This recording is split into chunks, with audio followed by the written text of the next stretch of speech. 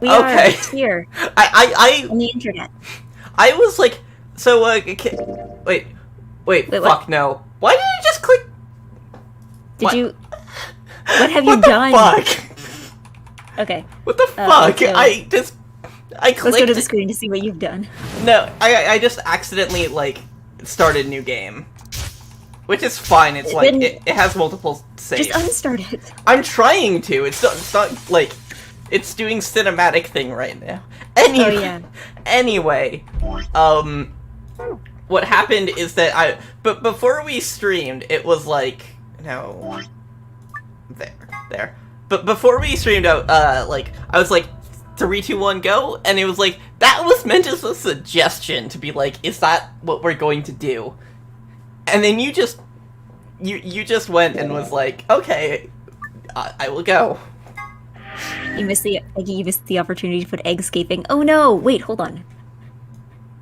I think I actually did make that pun a long time ago, like very early on. Like, when we were still on the first game. I think I remember that. And I still refer to this as zero eggscape. Right, we left off in an escape room. Ah yes, the pods. Cool, so like, we talked a lot last time. Yeah, well last time was a lot of like... Recap. Sitting and waiting for characters to stop talking. So I'm glad that, like, we're starting off with more exciting stuff. Oh, hey, jellyfish. Ooh, jellyfish. Jellyfish. What's that thing inside? Is it digesting human flesh? I don't believe jellyfish do that. Jellyfish. But that's definitely, like, a disc. But also... Yeah. For any humans who want to go to the beach, I recommend not touching jellyfish, even if you think they might not be lethal, because some jellyfish are fine to touch. Some jellyfish will kill you in, 3 minutes.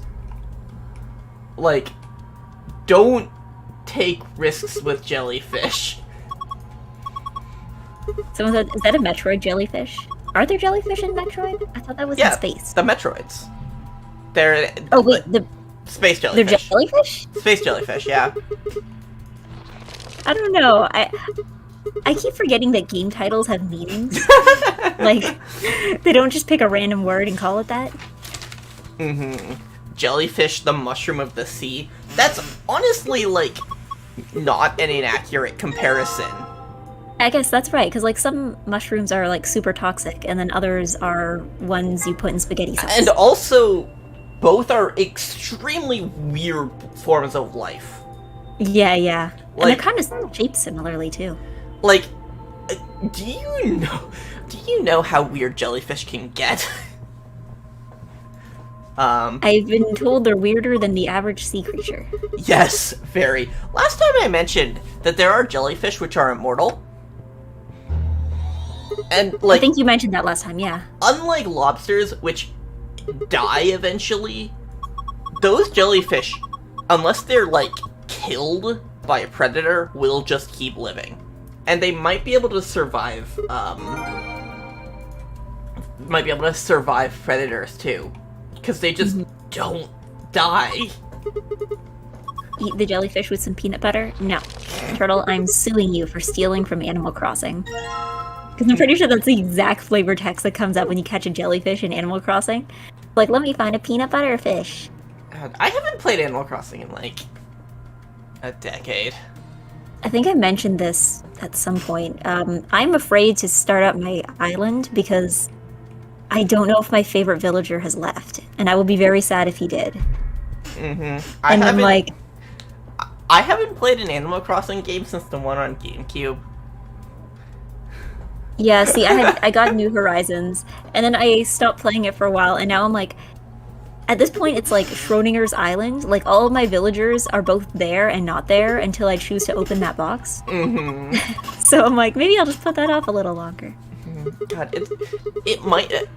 there is a chance it has been at least 14 years since I last played an Animal Crossing game. I don't like thinking about this now. This is kind of horrifying to me. I mean, absolutely no one is stopping you from picking up New Horizons. I mean, I feel like the zeitgeist has moved on, like, at the time, like if I considered getting it, like, when everyone was talking about it, but, I don't know, it's not really something I could keep up with, I think, these days. I think for me it's just because I'm in a lot of, like, cute things circles, so people, it's not as big as it was last year, but people are still definitely into it. Yeah, I have, like, a couple friends who still talk about it, on Twitter, but, like, I don't really see about it anymore. Schrodinger's Island would be a good visual novel. That honestly sounds so much like a visual novel title that I'm surprised that nobody has written that yet. You have just willed that into existence. And I would hope that it's, like, an earnest attempt at a visual novel, and not just, like, lol, Schrodinger's cat comes up a lot in visual novels. I'm gonna write a visual novel parody about it. Have visual novel parodies ever been funny? I mean, some of them have been good, but I wouldn't say they've been funny. Fair. I feel like they've there was, like, definitely a steep drop-off after the first, like, 3 notable ones. Where it's just, like, the joke just gets old very quickly. What would you say would be the most notable ones? Because usually when I think about that kind of thing, I think about, like, Doki Doki Literature Club. Yeah, but that's not really... I wouldn't call that a parody. And I wouldn't say it's trying to be funny, either. I would call it parody. Yeah, I guess parody doesn't inherently have to be funny, I guess. But, and it is, like... It is someone being, like, I will make a visual novel. Not just, I have a story to tell and I think it being a visual novel works, but, like... I have this thing that I want to do that is about visual novels. I Google it. Schrodinger's Island is a location in an MMO called Tibia. I love how you just Googled that. You're like, what if it actually exists? What if the visual novel actually exists? No, I don't know. I think I'm just like... Because I think about Doki Doki Literature Club. I don't know if there's any other, like, notable ones. Because I feel like some... No, the bird one. Bird one. The bird one? Yeah. Here's the thing, though. I've only heard good things about the bird one. From what I've heard, it's like... Yeah, no, that's what I'm saying. Like, they're decent dating sim that just happens to be with birds. I think that happened, and then after that there was just a sharp, like, decline. Where it's like... basically, like... Unless you're, like, Studio Elan... Every other Western visual novel has tried to be the bird visual novel. Except for the other half of them who are trying to be Doki Doki Literature Club. Yeah. It's just always one of those.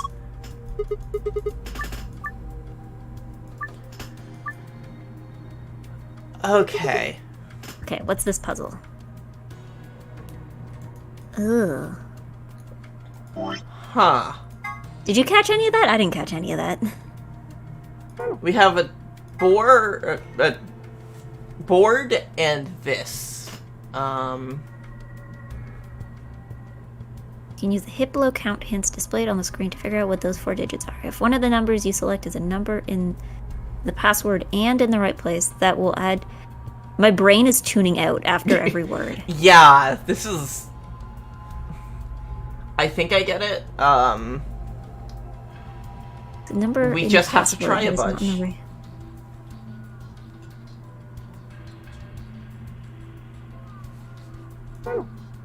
Okay. Okay, so none of those. Okay, so is it... Oh, wait, hold on, I get it. Wow, that's a lot of big words to just explain, like... Uh-huh. Just, you have to check this. Okay, so... Okay, so it tells you how many... I see. I'm gonna... This seems like we could just waste a lot of time, like... Inputting random combinations. Yeah, and that feels like just, like, what's going to happen. Hold on. Because I think there's a strategy to it. Uh-huh. But it still involves a certain amount of inputting random combinations. Okay. Because Because it tells you, out of every time you put it in, it seems to tell you how many you got right. Hold on. Because it tells you how many you got right and how many you got wrong. Either that or how many you got right or how many you got right but in the wrong place. Ah, okay. Hold on, bring up the instructions again. I think I understand it now. Okay, so... Oh, okay. There's so many words to describe something that's actually quite simple. Okay, yeah, okay. So, now I get it, so... Yeah, if the number's in the right place and... Like, if it's the right number in the right place, it's a hit. If it's the right number in the wrong place, it's blow. And then if it's neither, then it just doesn't show up. Yeah, so 2 out of 5, 6, 7, and 8 are correct. And 1 from 1, 2, 3, 4 is correct. Yeah. So it's not, like, totally random, but there still is a decent amount of random... Let's just... randomization. Try this. Okay, so one of these is correct. Yes. It doesn't tell you which one, though, which is why you have to keep inputting... Yes, okay, but, stuff. So what this means is that either the one that is correct from 1, 2, 3, 4, isn't 3 or 4, or it's 5 or 6 from the other side. Or it is, so I guess, I'm like... Your only option is to try it again. Yeah.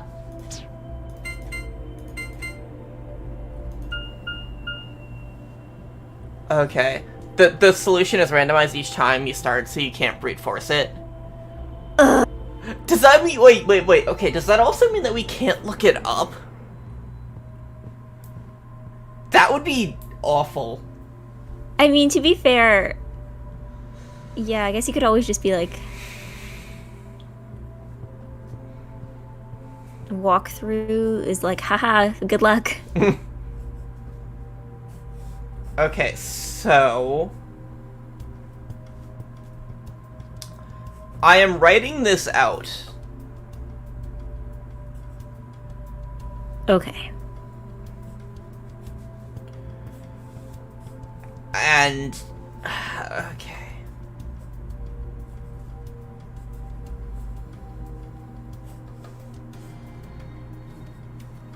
I suspect that one of 5 or 6 is correct. Okay. Okay! So, 5 is probably correct. Mm-hmm.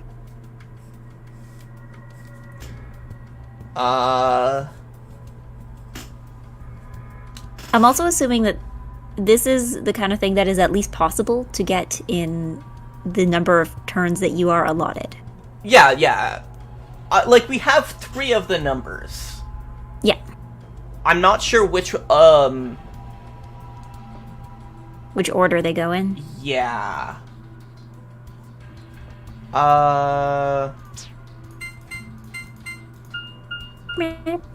Okay.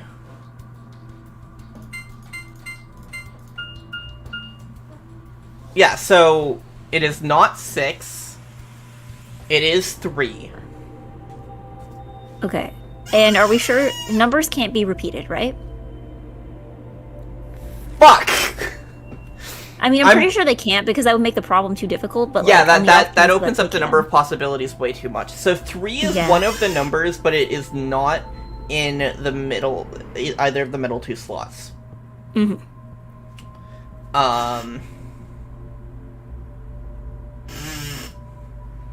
5 numbers cannot be repeated. Cool.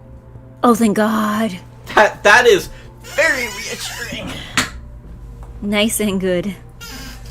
So 3 and 5.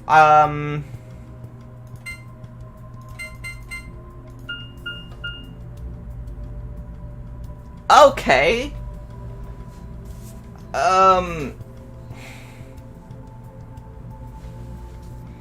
So I'm going to say that 1 is not one of our numbers. Okay. Or...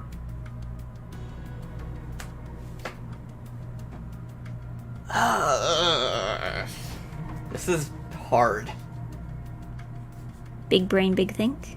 Yeah, like, this is, like, an actually hard puzzle. Yeah. I mean, I don't remember how long it took me to get it. I remember this wasn't the one that I hated the most. Like, I kind of liked this one, actually. Okay. So, 5 goes in the first slot. Mm-hmm. 3 goes in the last slot. Mm-hmm.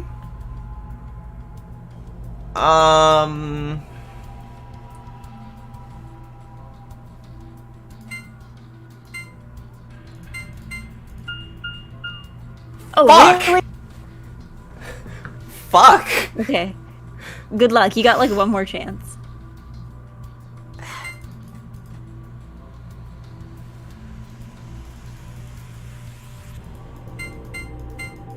Yeah, so... Okay. I hate Scuff how it that. tells you the answer at the end. It's like, haha, you fool. Should have known better.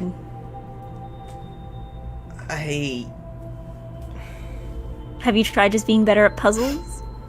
Hmm? Okay, so let's start the same way.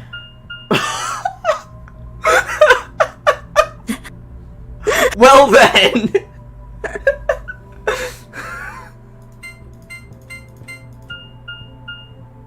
Okay.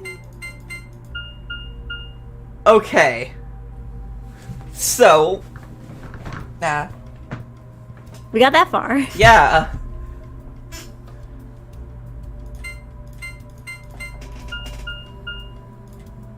We can just... This is definitely not how it was intended. Well, I think you're not really intended to be able to, like... Like, lucking into getting 3 of them at the start, I don't think is, like... Yeah, I mean, to be fair, I feel like this one does kind of rely on luck. I'm just waiting for the day to someone get the randomized combination of, like, 1, 2, 3, 4, and just lose it at the end. But yeah, so... Either like, that or get 1, 2, 3, 4 and instantly get it on first try. I had a sound method of, like, trying to figure it out. I'm just too small-brained to really apply it. But, cool. We got lucky. It...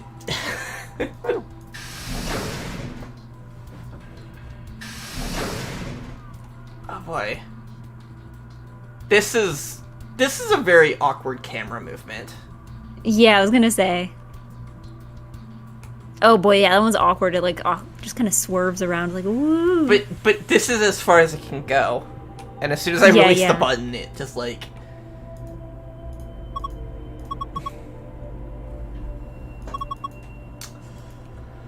Okay. I don't know, I think the weird thing to me is that, like, it feels like the kind of movement you'd get if you had a camera on a rolling tripod instead of just, like, walking in like a normal person. Yeah.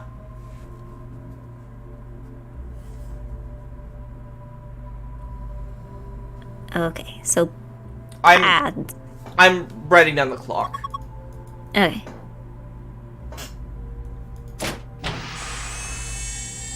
Oh, Took me a second to realize it. It's a jellyfish. It took me.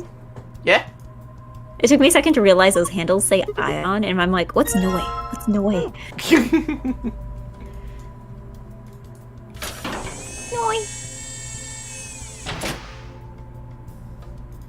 So, what is in here? Another key. Is this There the are jelly- things written on the inside of the lid What is it? Okay. that is probably relevant, but you can come back and open these later. So, I'm just gonna write it down. Because it's just clocks. yeah. Of course, we are adults who know how to read analog clocks. Yeah. Do kids even learn that in school these days? I remember we spent, like, a lot of time in math class on I it. don't even know if I learned that in school. I just, like, learned it because analog clocks were still everywhere. Really? I don't know. We learned it, but yeah, there was like a whole math unit on time and telling time. Huh. We had to do these quizzes where there'd be like a bunch of clocks and you'd have to say what time it is. Maybe that happened. If it did, I don't remember. But I just remember, like, in the kitchen, there was, like, we had a clock, and it was just an analog clock. Mm-hmm. Like, in my grandparents' backyard, on the wall, they had this clock that also had, like, that also had a bunch of other settings, like temperature and stuff. And I don't think I don't think any of those settings worked in my lifetime. Like, it was just always broken. Schools still have analog clocks, so that they'd have to, I'm sure. I guess, but like, schools also have a lot more computers now. Mm-hmm. Just wanted to say that I'll be lurking because I gotta watch lectures. Tisk. Watching streams while in class. Thinking about, like, clocks in school, did the clocks in your school do the thing where, like, at a specific time every day, all of them would stop to resynchronize? No? Huh. No? I don't think the clocks weren't even in sync. Like, every classroom had its own time zone. There was one room where it was pretty much like 6:45 for 2 months straight because they forgot to change the battery. Yeah, in my school, like, I can't remember what the time, I think it was, like, different in, like, elementary school and the 2 middle schools I went to, and in high school. It was just, like, Henri in chat has never heard this either. Like, this was definitely a thing that happened. Clocks were you working with? Synchronizing time. What? Like, they would just stop, like, at a certain time, they would all stop, or at least, like, yeah, it's like when they hit a time, they would stop and wait for the others to catch up. And I imagine it was just, like, wait, like, they could be programmed to, like, stop at like, X time, wait an amount of time, and by N, like, they would have all synchronized. And, like, that happened, like, every day. That's not how clocks are supposed to work. Don't you know school clocks are supposed to display a different time in every room with about, a 5 to 7 minute discrepancy? It's the way things are. I don't know. I know the clocks on the computers at work actually are exactly 7 minutes behind, and I've honestly just gotten really good at adding the number 7 to things. Because I'm like, and I don't know, it's kind of nice because you kind of feel smug. Like, I feel like I'm getting ahead of the computer. I'm like, oh, well, you say that it's 7:15, but I know in my heart that it's actually 7:22. Like, I'm like, It's nice to think that I'm actually slightly further ahead into the shift than I actually am.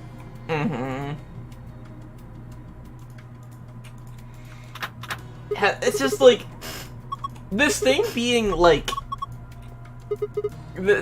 this being something that, like, happened, like, consistently throughout my school district, just didn't happen anywhere else. It's just, like, what?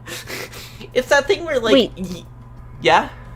So how are the clocks synchronized? Was there, like, some computer system controlling them? I think it might have just been, like, a mechanism of the clock that, like, you can stop it at, like, set it to stop at a certain time, and then it'll just wait an amount of time, and, like, by the time they were done waiting, all of them would have synchronized. Or something like that. I don't know, like, I was a kid when this was happening. I just accepted it because kids accept things. And apparently it's not normal.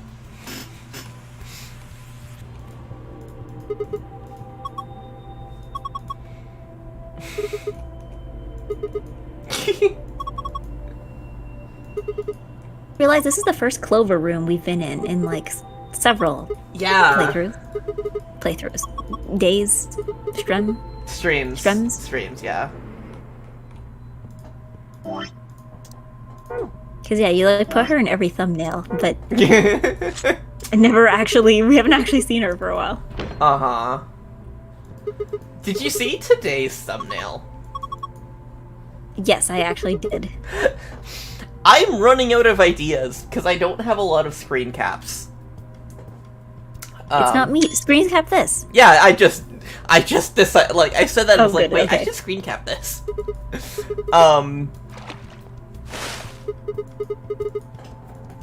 But I like what I've been doing lately, like the bullshit I've been on. With just the repeated Clover and Luna faces. That's just, like, slowly consuming the thumbnail.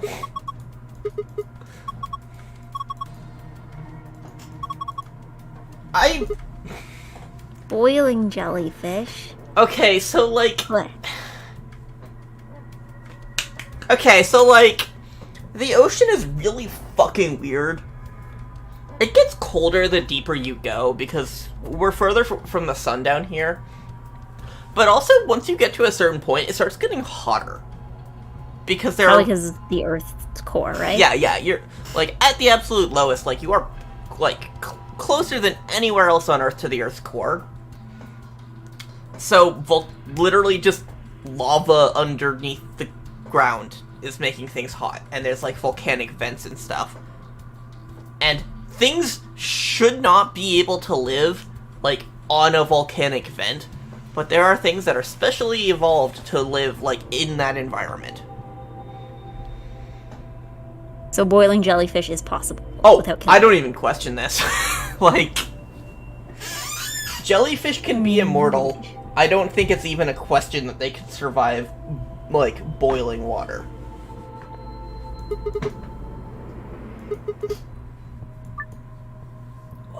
What? I don't have like an idle breathing animation. Can you move on the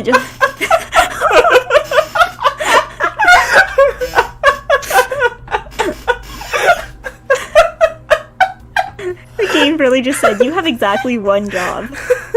Just exactly one. I kind of want to see what happens if you try to move a yellow one. Just to see how disappointed in us it's going to be. Yeah, well, okay, what the hell?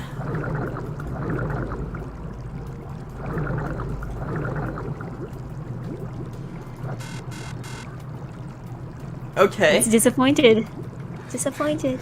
Yeah, what an odd, like, excuse for a slide puzzle.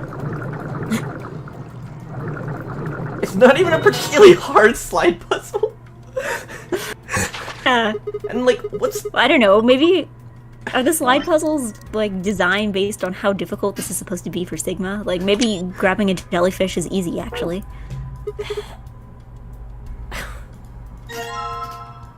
Oh, they're not real. Yeah. That makes sense. Probably explains why he also didn't, like, Die of jellyfish, yeah. Yeah, like... And he probably would have been able to tell.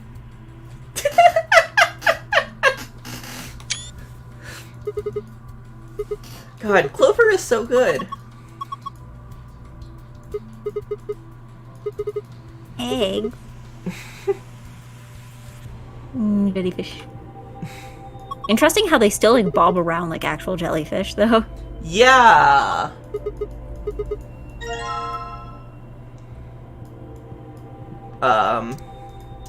God, Clover is so good.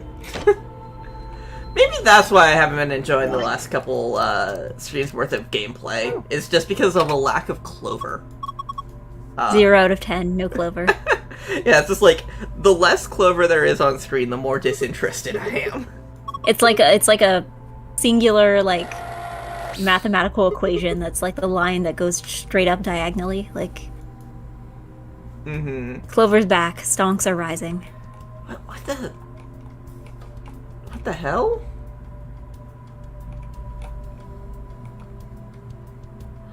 Huh. Alright. Also, like, the angle we start here is super weird. Yeah. Like, is Sigma putting his face, like, right up against the door?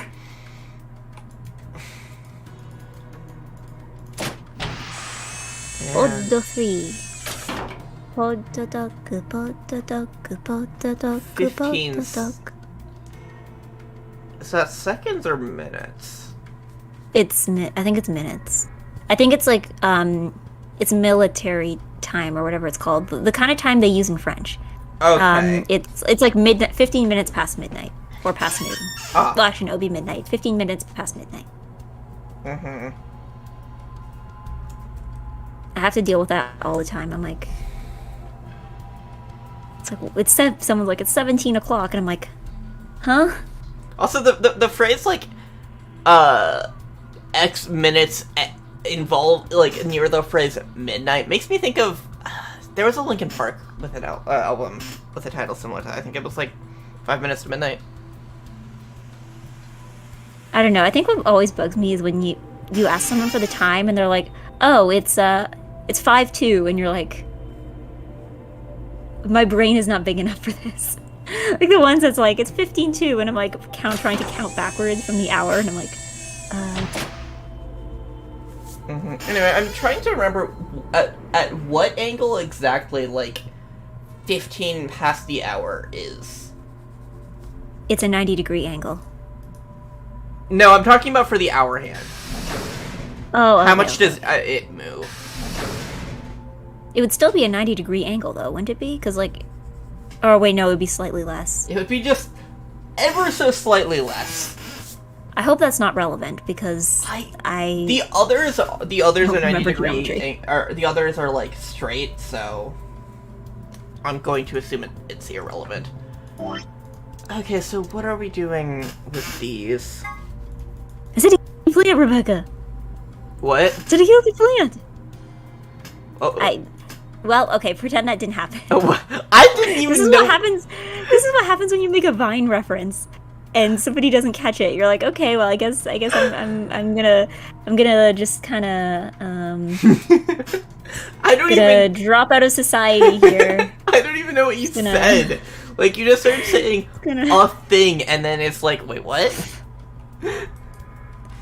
Yeah, well, okay. It was like, have you seen that video where it's like a mother and a daughter in a car, and the mother's like, "Where do you want to get a healthy snack, Rebecca?" And the daughter's like, "I want Chipotle." I And the have mother's not. like, "I said a healthy snack, Rebecca." No. Trust me, you can you can say, "Have you seen X Vine?" and the answer will be no. I know, like, the ones which have gone on to become, like, internet-defining memes, but, like, none other. Like, Damn Daniel was a Vine, right? Was that before? No. Was it? Or maybe that was Snapchat. Yeah, where was Damn Daniel?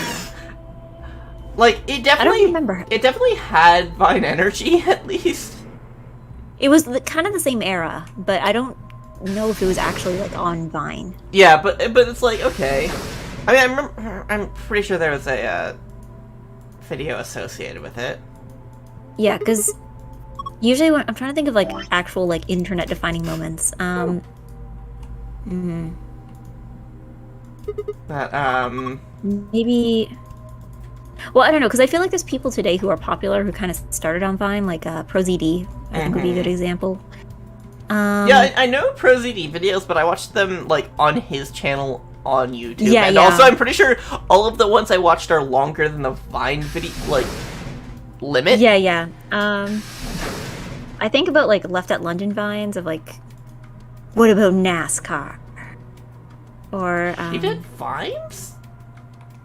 yeah, she did Vines like a couple. There was a couple really big ones. There was one that was like you know those like relatable memes. So it's like, haha, I do that. And then there was another one that was like this race, the human race. It's like, no, what about NASCAR? Those are the two really popular ones. Yeah, she was actually a thing on Vine, like, long before she did anything music related. Huh. Yeah, I just know her as the most prominent, the most prominent plural musician. And nothing else.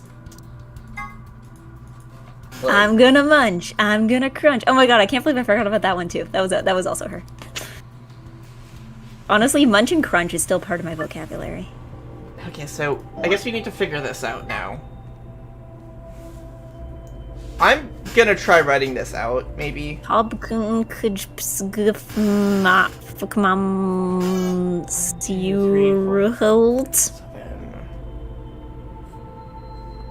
two, 3, 4, 5, 6, 7.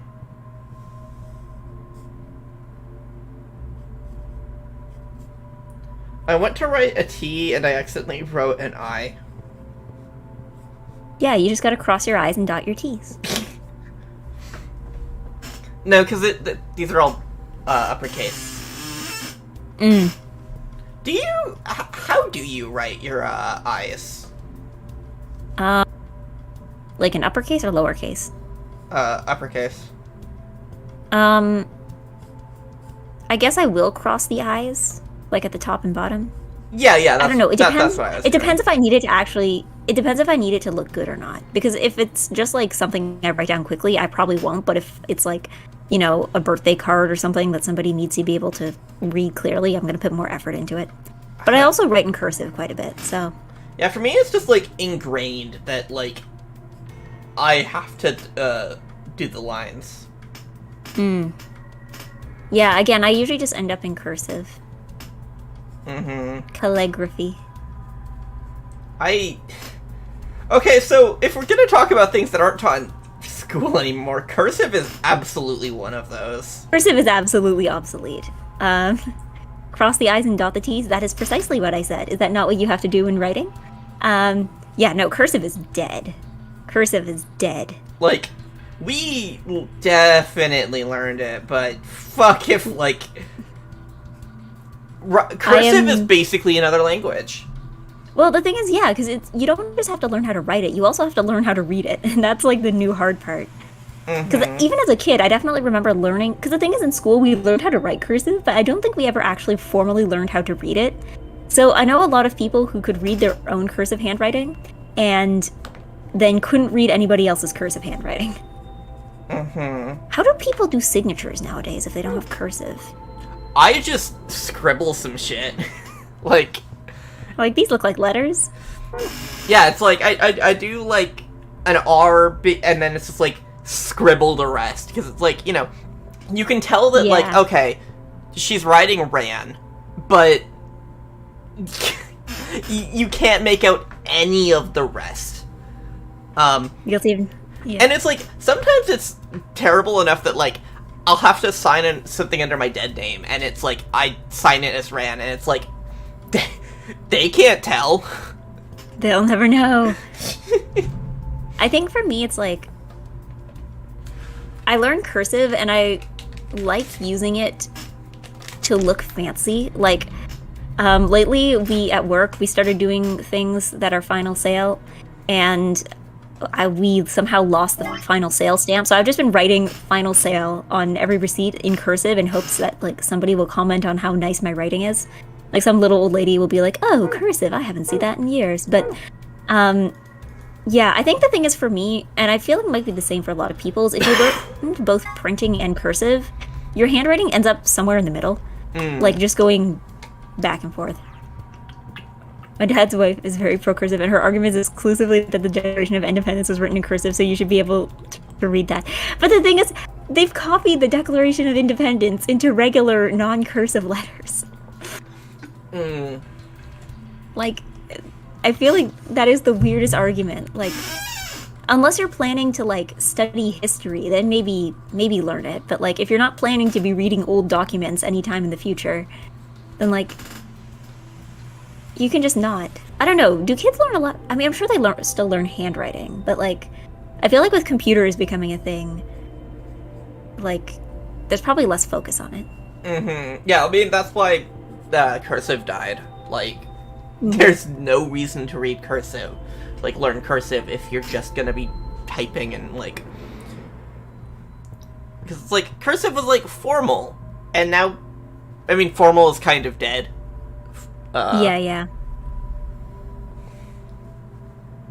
I've been working with kids who are working on their printing. I have no idea if it's taught in class still. Interesting. I mean, I feel like people would get really mad if you took it out of the curriculum, though.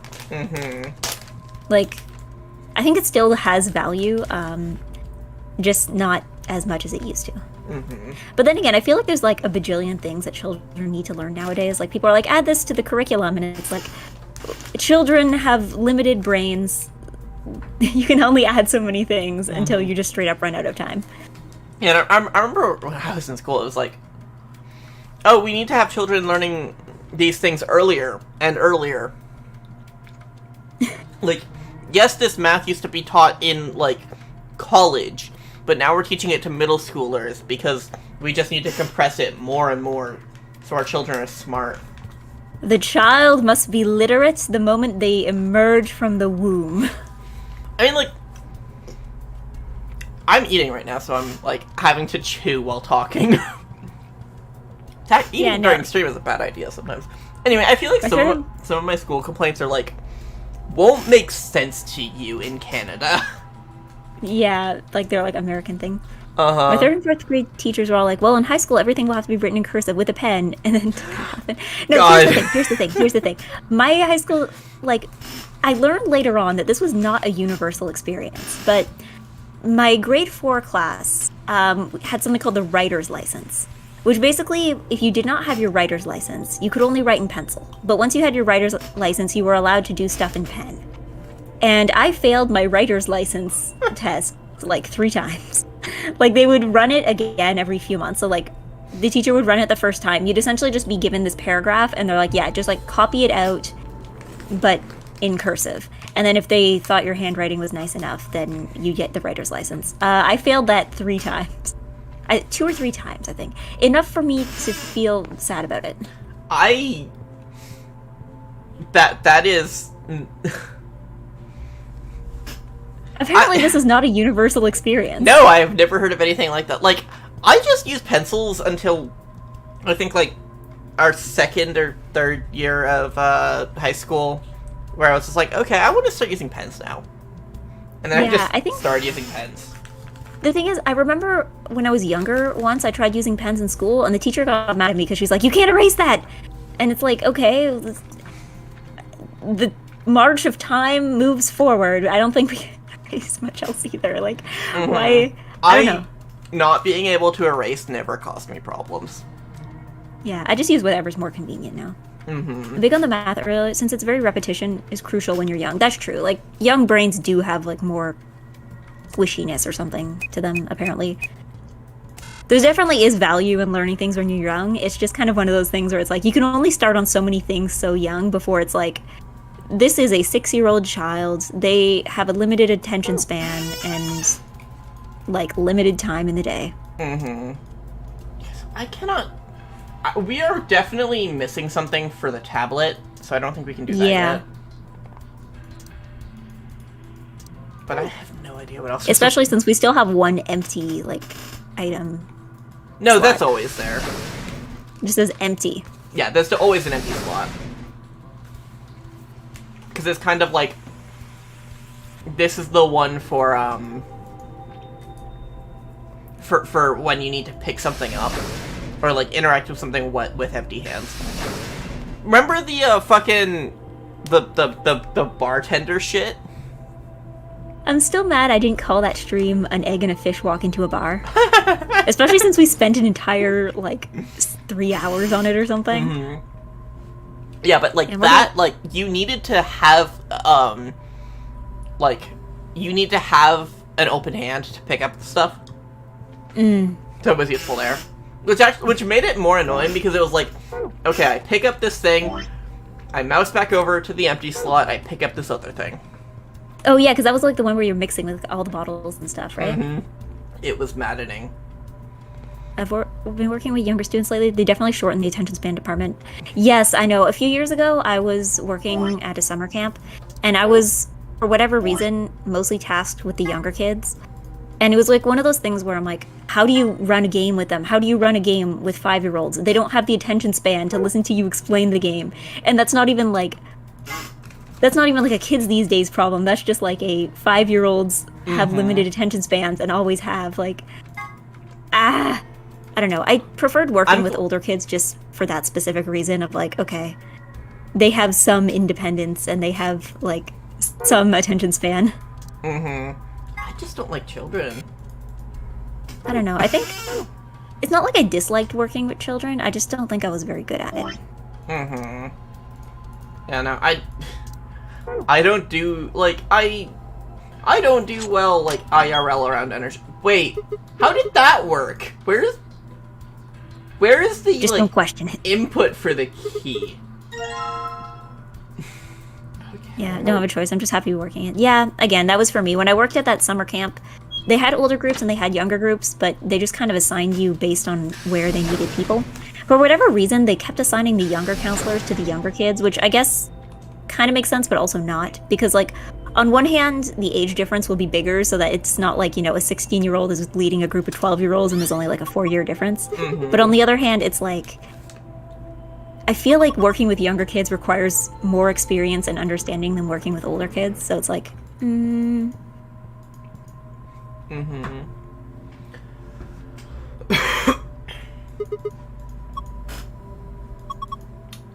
So...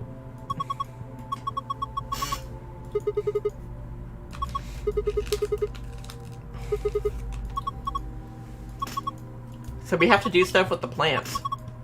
plants? Vegetal? Vegetal. I feel like vegetal was also something from like a meme I saw in like 2016 that just never left my brain.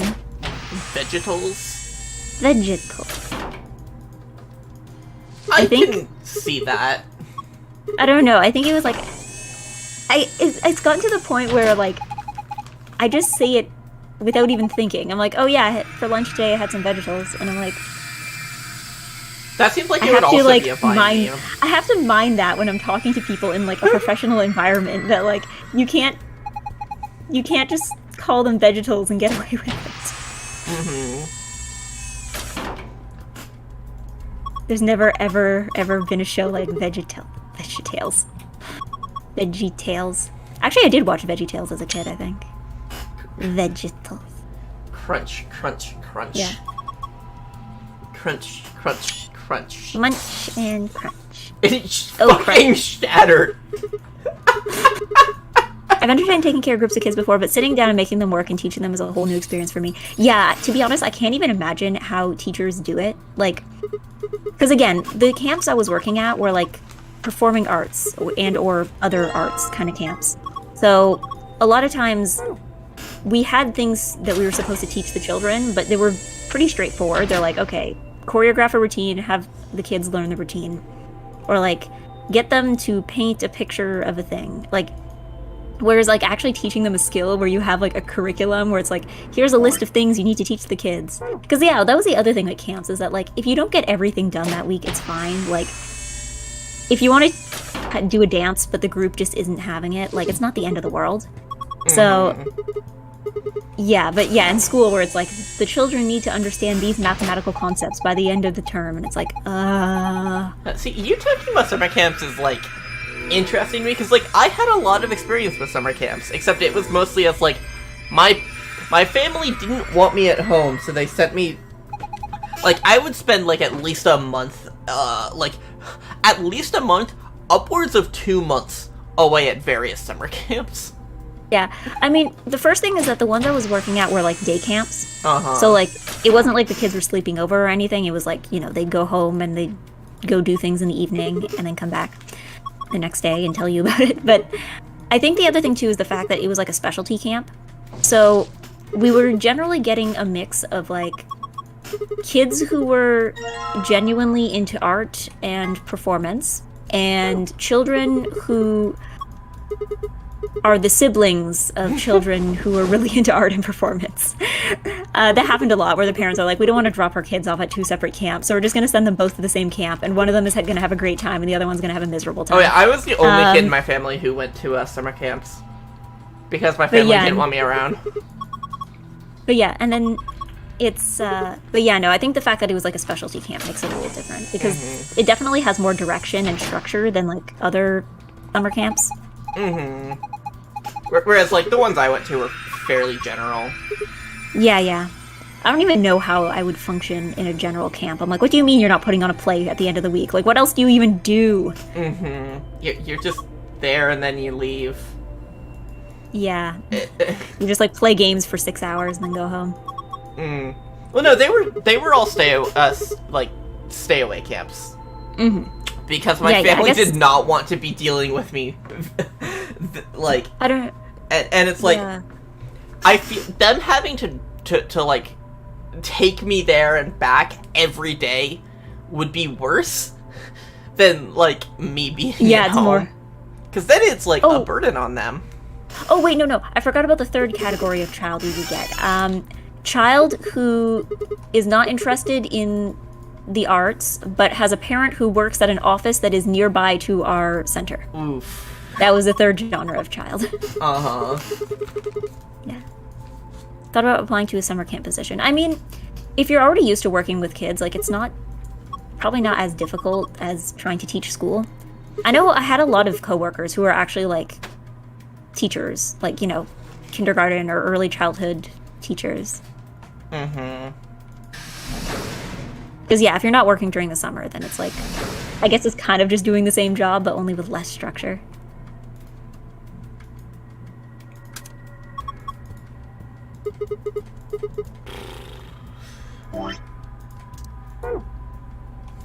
Yeah, so I'm glad I wrote down the clocks. But how do I manipulate this? Did you already, like, insert cards? Okay, you already inserted the cards. Yeah. Cards. How do we change it?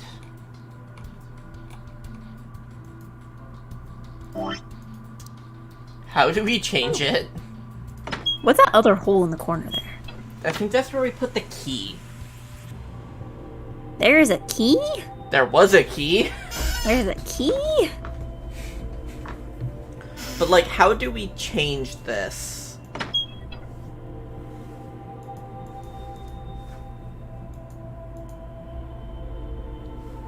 Oh, maybe there's another thing somewhere? Yeah, sure. Let's look. I don't know what Probably. else. I don't know what else there is. Because there's just this high-level puzzle-solving techniques. Because I don't think we have enough to solve the tablet right now. Because I think the tablet has the answers for the safe. Do you change it or do you use the number? Okay, I guess I figured that, like, the reason why we had the clocks is because we were going to use it with this as a puzzle. What time is it in there? It's 4:05. You know what, I think I'm gonna write down these times, like, in analog. Just to make it easier for myself, because, like, I can read... or no, not write it in digital, but I can read analog clocks. I just, like, can't read my own writing. Like, writing down a clock is remarkably hard. I don't think I'm best for elementary kids, but I'm doing my best. It's hard work. Yeah. Again, I just, like, having to do things with children in the summer is enough to be like, yeah, teachers are absolutely, like, working very hard, and I'm like, I don't even know how you do it, like, especially for a whole school year. I can't read analog clock. Yeah, see, I was saying, I remember learning in school about how to read analog clocks. Like, there was a whole unit for it in math, but I don't know if that's a universal experience. So, Flax.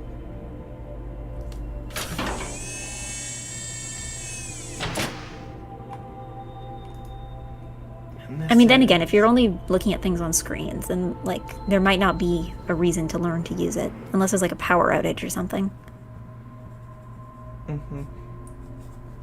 Oh, okay, so now I get the puzzle. And now I'm annoyed at the puzzle.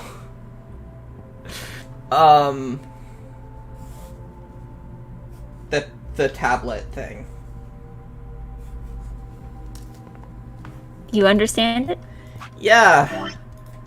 So we Care to have explain to the class? we have 4 times.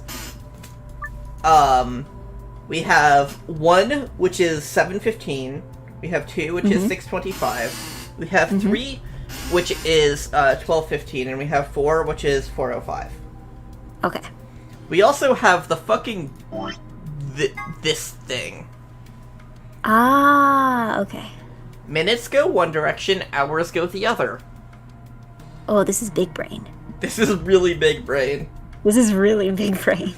So, go 15 spaces in one direction.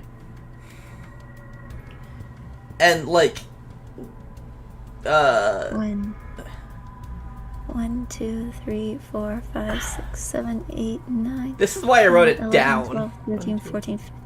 S? I have it on my paper, and I'm just counting. Oh, it okay, down. okay.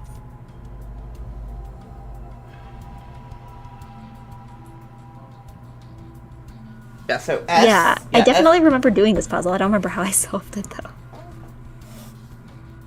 but, okay, so it's, S, but then go back 7.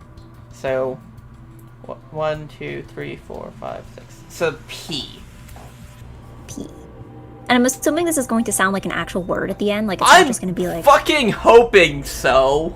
Because that'll tell it's us... not just going to be like SPNU and it's like... That'll if it is a coherent word, that will tell us that we're on the right path. Okay. 1, 2, 3, 4, 5, 6, 7, 8, 9, 10, 11, 12, 13, 14, 15, 16, 17, 18, 19, 20, 21, 22, 23, 24, 25. 1, 2, 3, 4, 5, 6. Okay, what do we got? PH S 1, 2, 3, 4, 5. 1, 2, 3, 4. Okay. Is it shaping up to be a real word? No. Oh.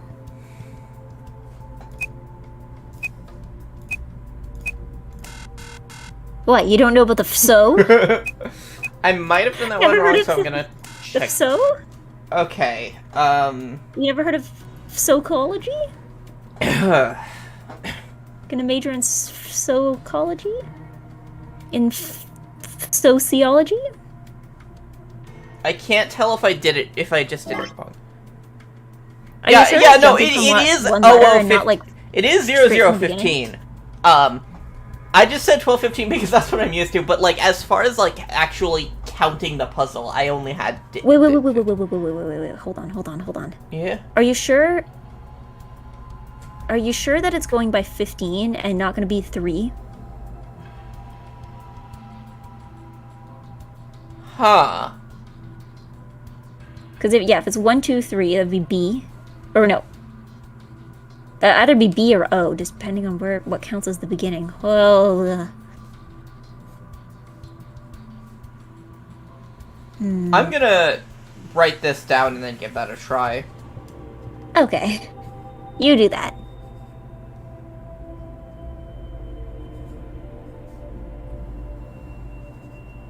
I'm gonna have a sip of water. My ice cubes are melted. I can't even crunch them. That's a fucking flashback to my childhood. What, crunching ice? Yeah. Are you an ice cruncher? No, my mom yelled at me my entire childhood to not do that. Ice crunching? Yeah. I don't know. I can't She crunch did big that. cubes, but like... She did that is the thing. She would constantly know. be crunching ice. I'm trying to think, though, because, like, it's one of those things where people are like, it's terrible for your teeth or whatever, and then other people are like, it's literally just ice. I'm getting a call from my grandmother. Oh.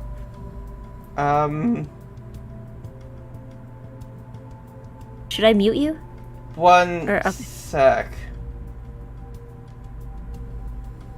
Unexpected. I can't even solve this puzzle because she has all the information on her end. Mm-hmm. How is everybody?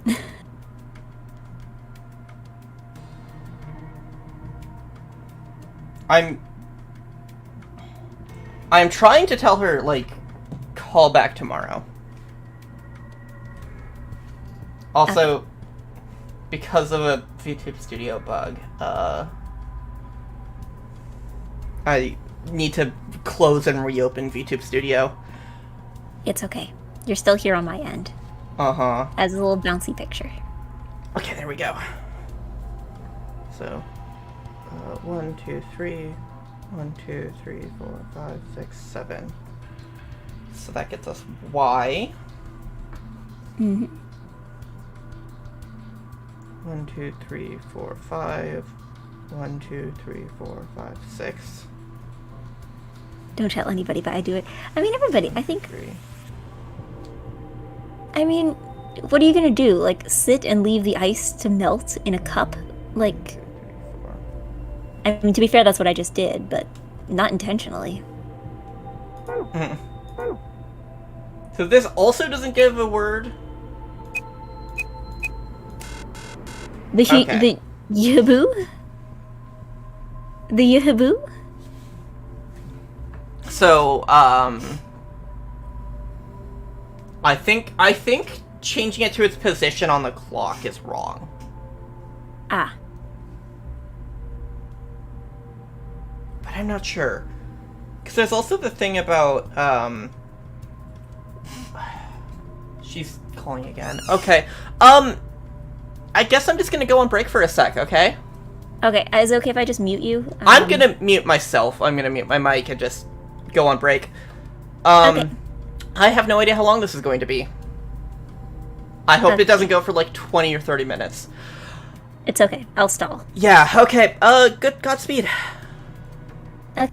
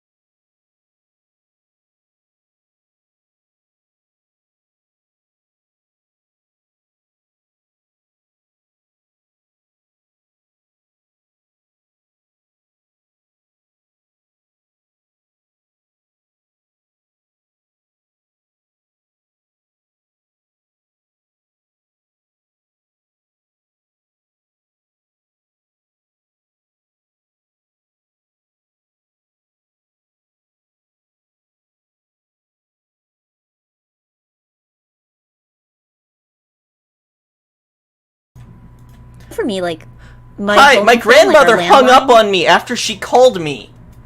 For some fucking reason. Was it like she didn't reply, or was it like she picked up and then she just immediately hung back up? Immediately hung up.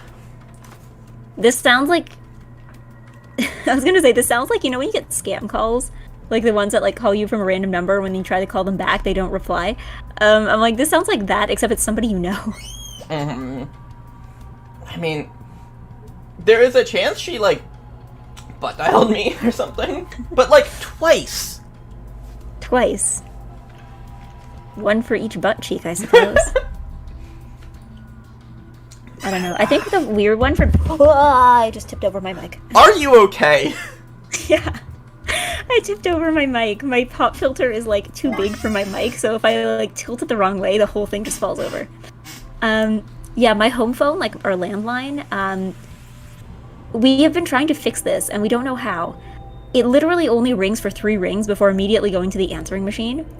And that is not enough time to go and grab the phone, so half the time we're just, like, either throwing ourselves down the stairs to try and get it. Wait, do you still have landline? Yeah, we still have landline. We don't use it that much, and I think we're going to be getting rid of it soon, but yeah, we still have it. My family got rid of landline, like, I don't know, around 2011? Yeah, well, I don't know, I don't remember why we still have it, considering my parents mostly just use FaceTime nowadays, but I don't know. I guess they're like, it's good for emergencies or something. But yeah, no, it only rings for 3 rings, so usually if it's somebody we know, they'll call a second time because they know that we're like throwing ourselves down the stairs to get to the phone. But then if it's somebody who doesn't know us, we're like, they just don't call back, and we're like, guess we'll never know. But we also know, like, if they call a second time, then it's evidently something important, whereas if they just give up after once, then we're like, okay, that was either a scam call or someone trying to sell us something or somebody who doesn't know us very well. Kids these days don't understand the struggle of landlines. Yeah, learning how to use a landline phone was definitely like an experience of childhood.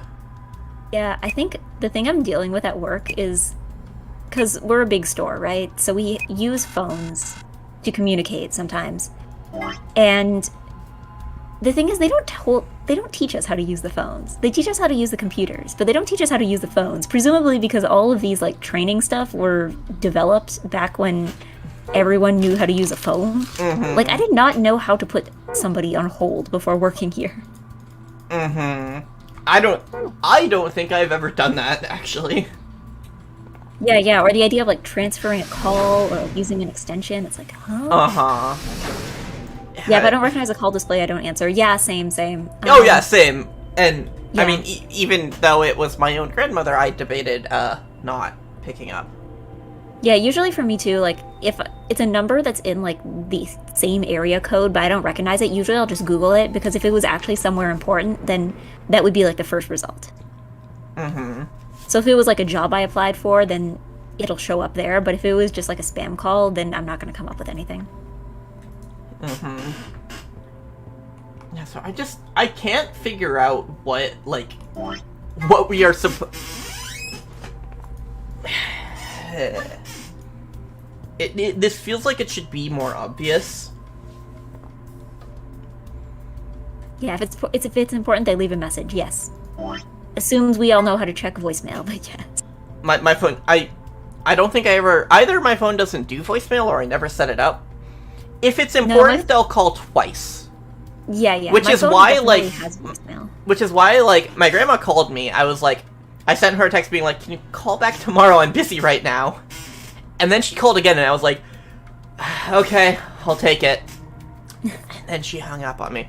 I mean, like, when I saw the call the second time, I was like, is she dying? Hold on a second. Spam in my chat? I'm gonna thwack it. Bonk. Goodbye, Am I doing spam. this wrong? Because Are you starting with a T or are you starting at the start? I'm starting at T. You're But like, starting at T. I'm starting at T is 1. So it's like 1, 2, Okay, 3, so like 4. start at 0. Yeah. Yeah, my work calls me and leaves me messages. I don't know what to do without. Phone is the best way to reach me for work. Yeah. Again, usually if I'm... The only time I get calls is typically either from jobs, like job interviews, or from my friends at conventions who are asking me if I have the hotel room key. The only time I do calls these days is when my family decide to ignore the don't call me unless it is really fucking important rule I have. Yeah, usually I do text messages And it's too. like, I think like, they know I don't like calls. I have made it clear, and they like go to emphasize how important something is, and then it's like, they'll be like, okay, there's this thing happening. It's like, okay, I already knew that. Like, yeah. Usually calls I only get if people have tried to text me multiple times and I wasn't replying and it was like urgent and they're like, this is time sensitive. And then, because sometimes I like come back, like I'll look at my phone and it's like, you have like 5 missed messages and like 2 missed calls. That happens a lot during conventions too. Yeah. I'm like... But yeah, no, I think the other thing too is that I don't have a data plan, so I also get a lot of texts from people who are trying to reach me by like Messenger or something, and then failed because I was on the bus or something, and then, yeah. Hello? Hello? Oh, I'm just working on Oh, the hi, puzzle. sorry. Yeah. Okay, sorry, I didn't hear you, so I'm like, did the call drop out? Okay. No. Can't wait for conventions again. Yeah. God, I know yeah. there's already happening in some parts of the world, I think. Yeah, I've been seeing people on Twitter being like, I'm at a convention, like, in person with people. Yeah. There was a Dokomi in Germany this past weekend, I think. And there was a lot of VTuber stuff happening there, so I think that's why I was hearing about it so much. Yeah, but for me, it's like, you will not get me into a, like, physical building with people. For months. I don't know. I think the thing is just I work retail, so being in a building with people just is kind of just daily life now. Mm-hmm. Yeah, but it's also just like, a con isn't just being around people, it's like, there are gonna be thousands of people there. And it's like, often it's packed densely, too. Again, I can't speak to this because I work at a mall. Yeah, but like, I don't know. There is something about the con experience that I think is like, particularly bad at this time. Yeah. I don't know. I think the weird part for me is I remember seeing pictures from Dokomi, and like, there was pictures of like an event, and it was in an auditorium, and I'm like, why does this room look so empty? Like, there's so many empty chairs, and I'm like, oh right, social distancing. Yeah, because again, I reckon that the ones in my country will probably be back next year. Mm-hmm. But that's also because Canada is cold and there's like very limited time where there is decent weather. So all conventions basically have to happen between like April and September in order to get the actual like good weather outdoor experience. Mm-hmm. So yeah, con yeah, was sure already a problem. Right now, it's totally not worth it. Yeah, exactly. Like, cons are just a fantastic vector for disease. Like, yeah. it is insane to me that like people would be like, I will go to a convention, right? Like, all the pictures I saw had people wearing masks and stuff, but like they were still packed in. They were still like not obeying like social distancing and stuff. So it's just like, no, like, I didn't say anything to the person because like, okay, I'll let them have their fun, but it was just like, what the fuck? I don't know. But then again, I feel weird commenting on stuff that happens in other countries because I feel like every single country is in a completely different place pandemic-wise. Mm-hmm. So this was and a like U.S. also, convention. Okay, U.S. feels. I don't know. But I don't know what to think of the U.S. anymore. Because I know, like, I mean, people are vaccinated, I guess now. Like some of Loosely. them. Yeah, I don't know. To be honest, I have no idea what to think of the U.S. because I have no idea. I keep hearing either people are like, COVID is everywhere in the U.S. right now, or like, COVID is nowhere in the U.S. right now. And I'm like, okay, well, clearly the truth is probably somewhere in between, or it depends on the spot, but like... I mean, this is just like, looking at like case numbers, like, maybe it could be worse, but they're still not small.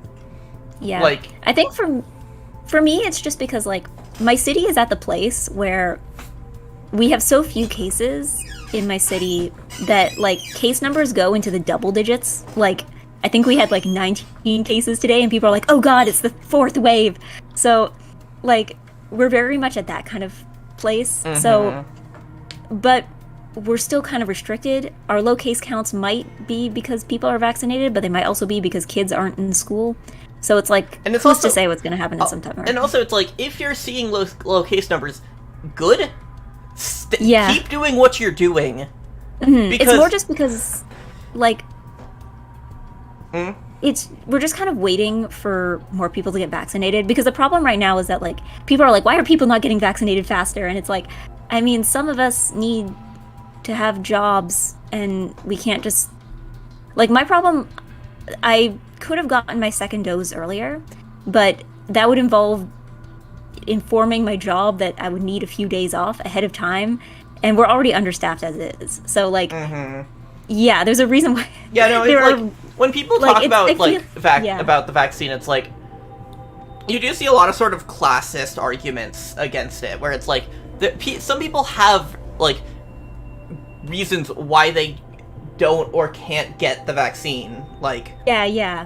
Like, and I mean, you see a lot of people citing health issues, and I feel like a lot of that is like just people trying to avoid it. But it's like there are people for whom their health is a legitimate concern.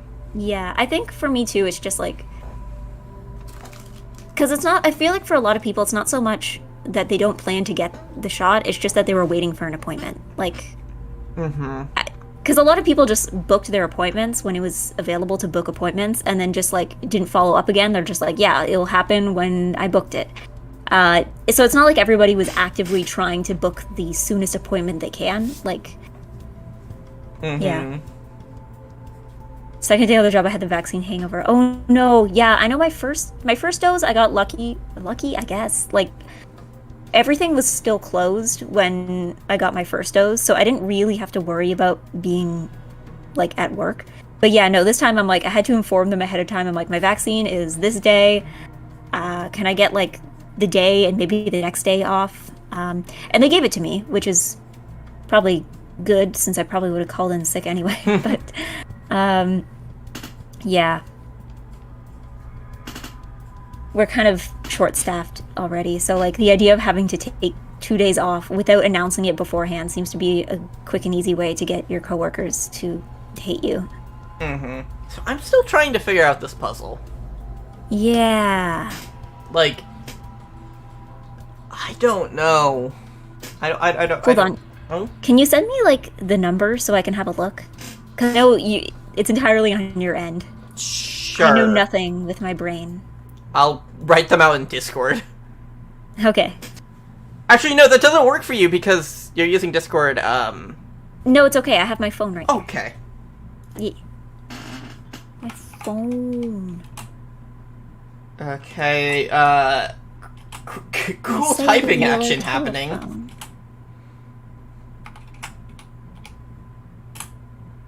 Okay, there we go.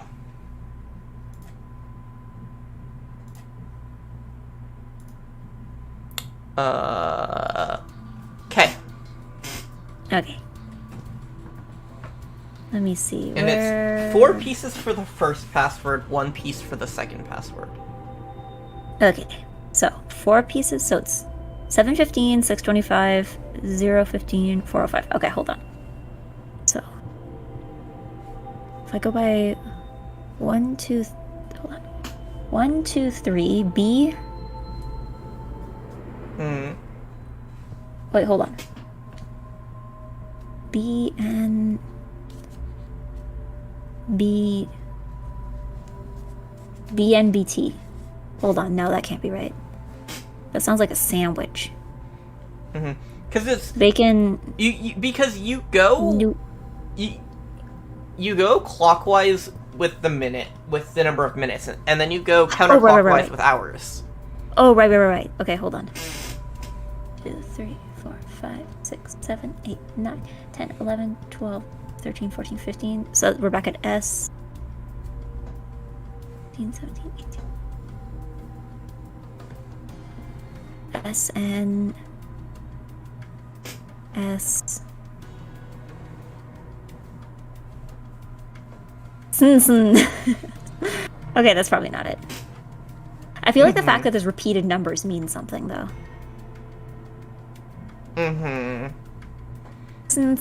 Well, just because the number of minutes is repeated doesn't mean it will be the same letter, because that's true. Different hours. 2, 3, 4, 5, 6, 7, 8, 9, 10, 11, 12, 13, 14, 15. Oh, hold on. There's one more thing I haven't tried. 1, 2, 3. B. 1, 2, 3, 4, 5. BP. 1, 2, 3. BPF. BPFM. I don't think that's it either. I'll try it. You're listening to BPFM. More after this. Yeah, okay. Again, none of these are real words. Yeah, it's just like, I don't... What are we doing I'm wrong? gonna try. Whoa. Okay, hold on. What if I count start as 1? Hold on. Wait.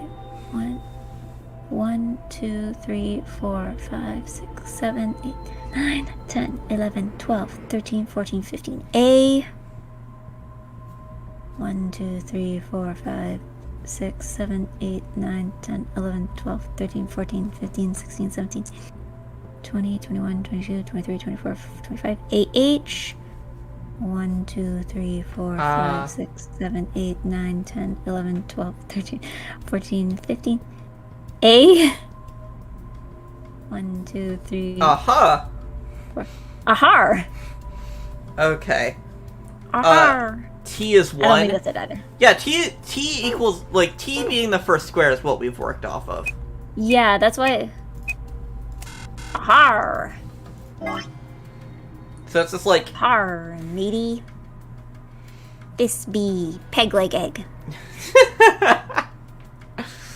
But yeah, it's just kind of like... This isn't help... Like, we just can't figure it out. 1, 2, 3, 4. Hold on. 1, 2, 3, 4, 5. Oh, hold on, no. 3, O. OJ. What are the times you have? 7:15, 6:25, 12:15, and 4:05. And when I say 12:15, I have it written down as 0:15.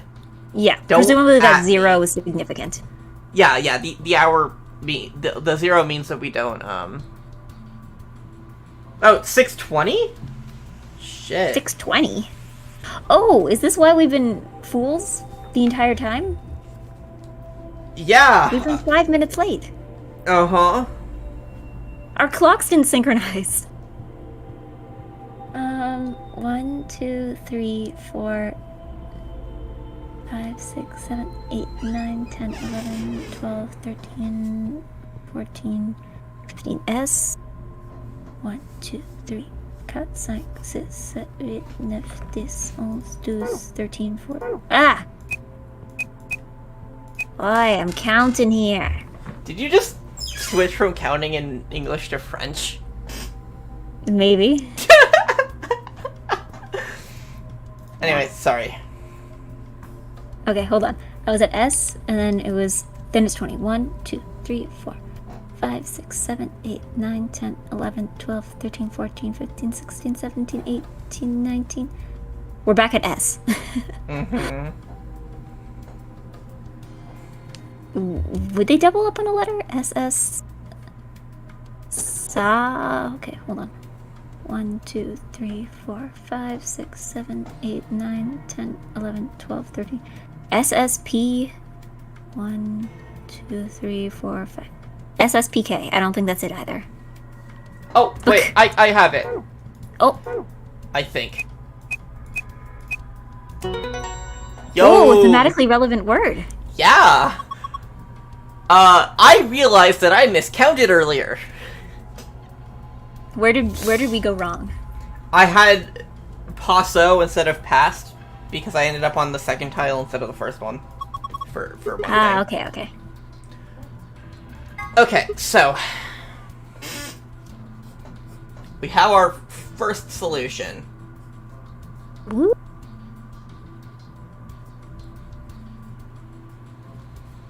Progress, yeah. So, what does one piece for the second password mean?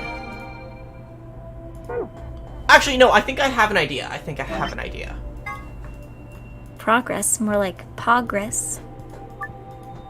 Okay, Pog. so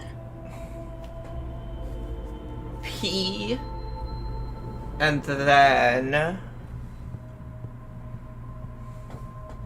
1, 2, 3, 4, 5, 6, 7, 8, 9, 10, 11, 12, 13, 15, 16, 17, 18, 19, 20.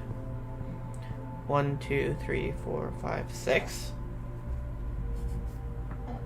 And then 1, 2, 3, 4, 5, 6, 7, 8, 9, 10, 11, 12, 13, 14, 15.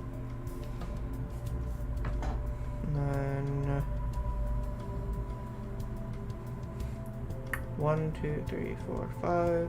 1, 2, 3, 4. I mean, that is a word.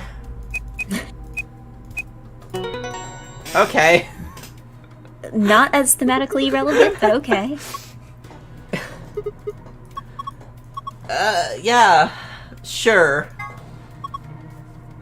Like, I'm glad that, like, after all of our struggles, this one was just, like, really what we struggled with was how, like, what is the cipher, really? And then, like, once we had it, the second one was just, like, easy. Yeah. Once we figure out what we were doing wrong, it's, like, very easy to correct. Mm-hmm.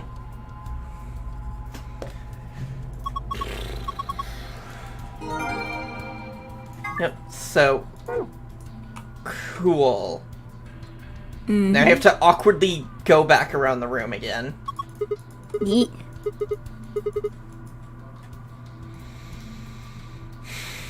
Progress. C'est très progrès, ça. So, I'm going to assume that was poggers in French. I don't even know. I'm pretty sure like poggers in French is just pogger, but like pogre sounds so fancy.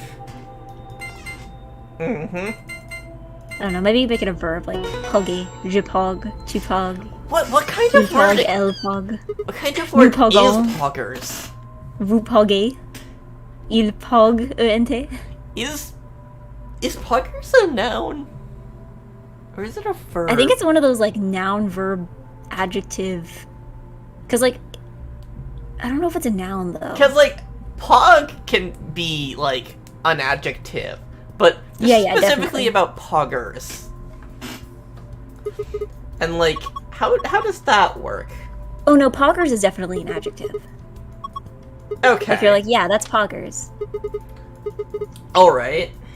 Yeah. Yeah, I can see that. But yeah, I guess pog, it can kind of be a verb as well. Mm-hmm. Okay, your French sounds better than mine. It's because I have time to think. I have to speak French at work sometimes, and it leaves my head. It's like, tu veux acheter le produit? Oui?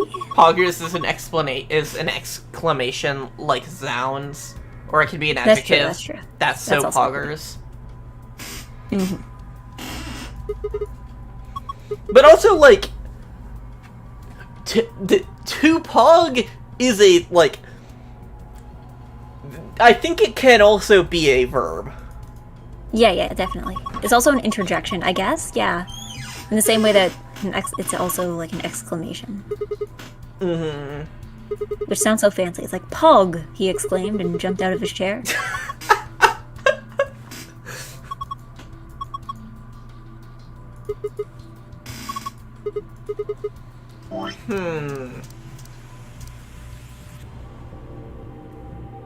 Are you screenshotting something? No, I'm just, like, thinking about this.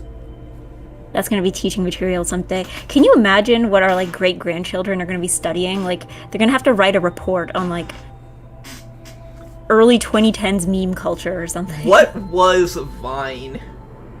Anyway. Yeah. I feel like, are we going to study memes in the future the same way that we study like old-timey political cartoons today? Yes. Probably, yeah. I mean, I feel Because like memes are a reflection of their time. yeah, that's true. When Anyway, Twitch culture fully integrates into society.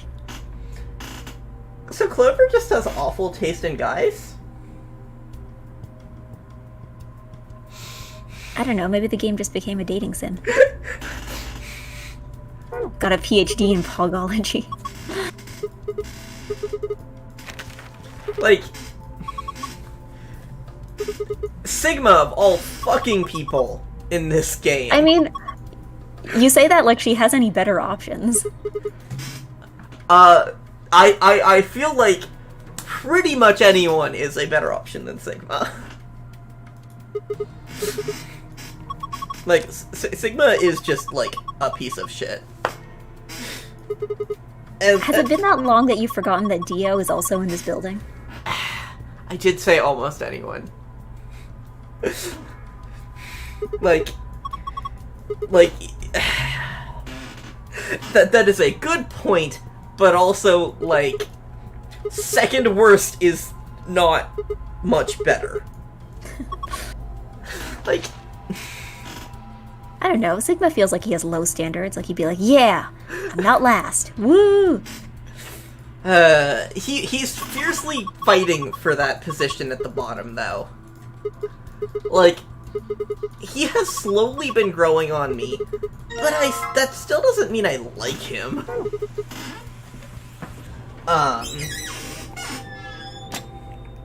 Like,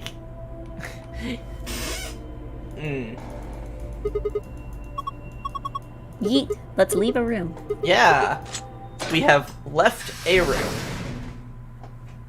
Goodbye, room. We found a way out. Yay!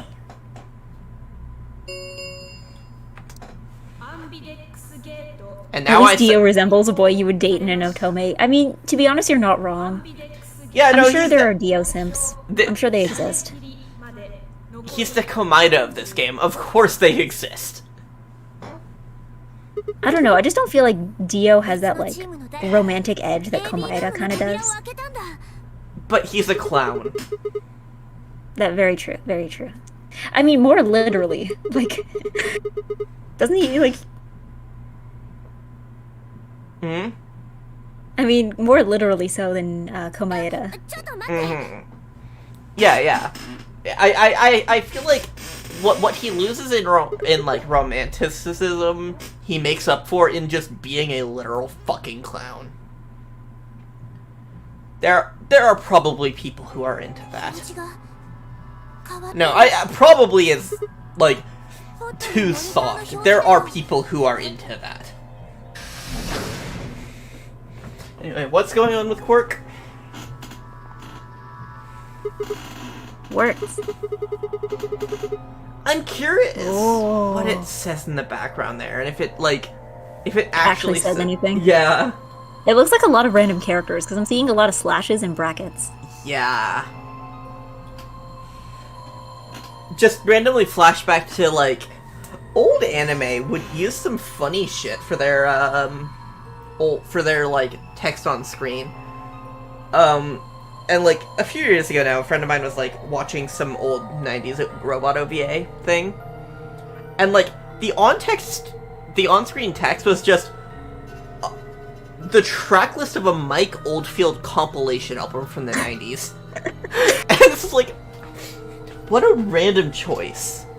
It's like we needed to copy-paste in some English text, and we're like, yeah, this'll do. Yeah, it's like, oh, I have the CD around. Like... All of the mecha have Windows installed. Yeah, I don't know. I know what you're talking about. I just can't come up with any, like, concrete examples off the top of my head. Mm-hmm. Yeah, no, this is just a specific example that I think about, like, once a month. Just because it's like, what the hell? Well, I feel like, too, you also need to come up with text that, like, isn't gonna get you in, like, copyright trouble. Like, you can't just copy up and paste the book. Like, you can't just copy and paste a book. Mm-hmm. I mean, like, let's, like, just use some lorem ipsum. Yeah. Like, that's, like, the boring option. What's the other one that's used for, like, demonstrating fonts? That's, like, the quick brown fox jumped over the fence or something like that? Right, because it has, every character in the English language. And, yeah, but, like, lorem ipsum is good for just filling space, because there's a lot of it. Yeah.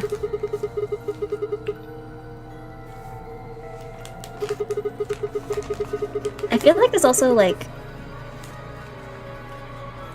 I guess it's less common nowadays, because I imagine it's probably easier to find and hire, like, foreign voice actors, or at least English-speaking ones. But I definitely think of anime in the past that where they're like, this is an American military team, and they all just have, like, incredibly broken grammar and heavy Japanese accents. Like, I guess it's something, like, that English speakers wouldn't notice. But then again, I also heard apparently from Chinese speakers, like, the Chinese spoken in Yakuza 0 is apparently, like, nearly incomprehensible. Like, it's very clearly just Japanese actors trying to speak Chinese, like... But again, apparently it's one of those things you're not going to pick up on if you don't speak the language. Yeah, and this is kind of like... I mean, a lot of Western movies have done that, too. Yeah. There was a, 'cause Cause like I watch movies on my channel sometimes, less than I want to. For what it's worth, I wish I should do that again soon. But anyway, there was a movie where it's like the main character is off like in the Himalayas, like doing an expedition, and here are all of the like Nepalese Sherpas who are helping him up the mountain. They're speaking Japanese. Like, you definitely get, like, that kind of shit. Granted, Yeah, it's like... this movie had, like, a budget of, like, $50,000. It is older than my dad, Yeah. but... like... Like, we have hired an Asian actor. We don't know what kind, but he's here. Mm-hmm. And then all of the other Asian characters are just white people in makeup.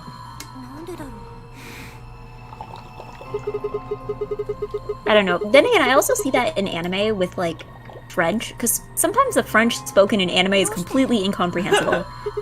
Like, you know that episode of Kaguya-sama where they have, like, the exchange students from France coming in, and everybody except the guy can speak French?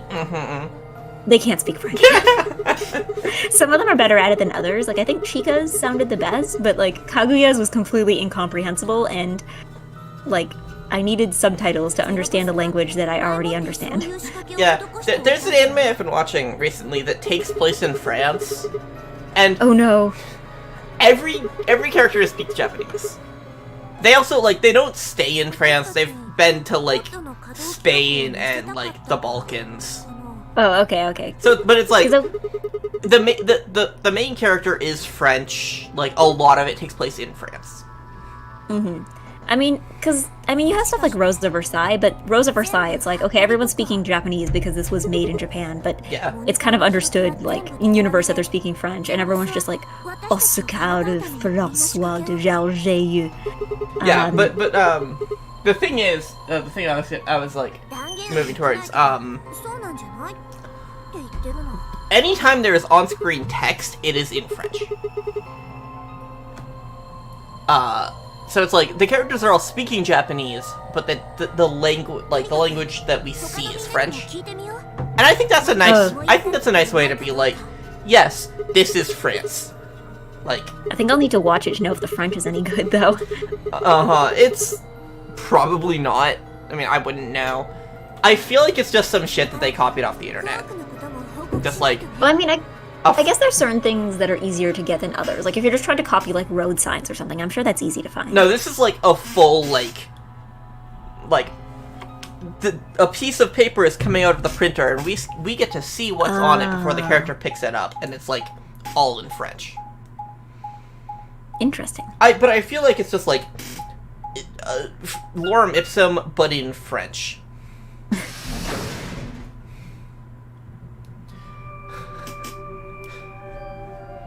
Right. One of these days I'm gonna watch The Great Conqueror. Are you familiar with that movie? No question mark? It is one of the most lethal movies ever. Also, it's notable as that movie where John Wayne the cowboy played Genghis Khan. Ah. I was about to say, when you said, like, lethal, I'm like, elaborate? Oh, yeah, no, it's the lethalness is that it was filmed in, like, the 50s, in Nevada. Oh. Ah. Do you know do you know the connotation here? Something is flying directly above my head. That's remarkably close, but I don't think that was an answer. The answer is no. So, in Nevada, in the 40s and 50s, there were a lot of experiments. Ah. That's where nuclear weapons were invented. Oh, I see. And also tested. I can see why my response would be confusing. And for decades, they were doing nuclear research there. Well, yeah, because it's in the middle of the desert, right? Yeah, like, they were still dangerously close to civilization because, like, anywhere will be too close, really, when you're dealing with, like, nuclear radiation. But, like, generally speaking, like, their experiments didn't cause too much damage to, like, I think Las Vegas was, like, the nearest big city. So, like, some of it, like, the water was a little irradiated. But then the people filming, like, the Genghis Khan, Yellowface movie were like, we're just gonna go out into the desert to film this movie. Hey, US government, is it safe for us to be here? And the US government was like, sure! There will be no problems. Cut to, like, 10 or 20 years later, the entire cast has cancer. That's what most of them died of. Interesting.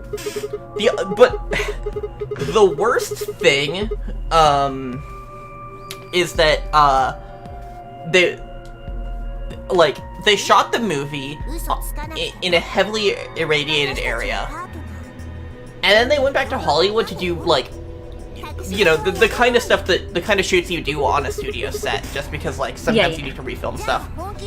And in order to make it more authentic, they shipped in the irradiated soil from Nevada to Hollywood. No! So the people in the studio also were irradiated, probably, like, less lethally, but it's kind of horrifying on every level what happened. I'm not even, okay. I'm even questioning the decision on, like, a creative level. Like, is the audience really going to be able to tell what kind of sand is in the shot? Like, yeah, that like, doesn't feel even, it's not even like an endangerment question. It's like, does this feel like a good use of your budget? like, maybe the sand in that area had a very distinctive look, but I doubt it. And it's just kind of like... Even just, like, sand can't be cheap to ship, because sand is heavy. Yeah. So, but it was John Wayne. So, like, probably. Like, they would have been putting out the money for it. But just, it is a very horrifying story on every level. Just because, like, everything in America's history with, like, nuclear energy, or not nuclear, but, like, nuclear testing, even putting aside the times where it was used on actual people, just, it was so mishandled. And the fucking Genghis Khan John Wayne movie managed to be a perfect encapsulation of that. So, thanks, Ennui, for reminding me about that movie and giving us a tangent to go off on.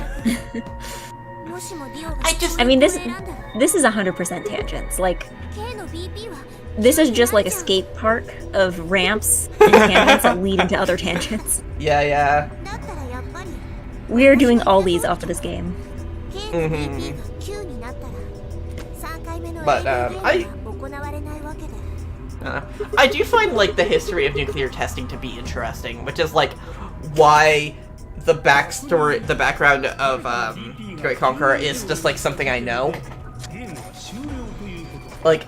And I suppose nuclear will be absolutely irrelevant to this game, totally. 100%.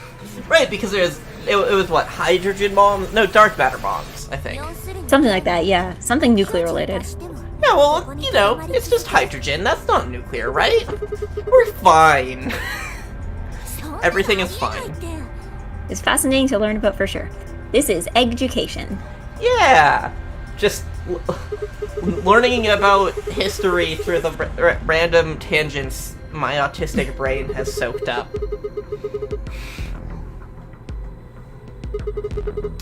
Just...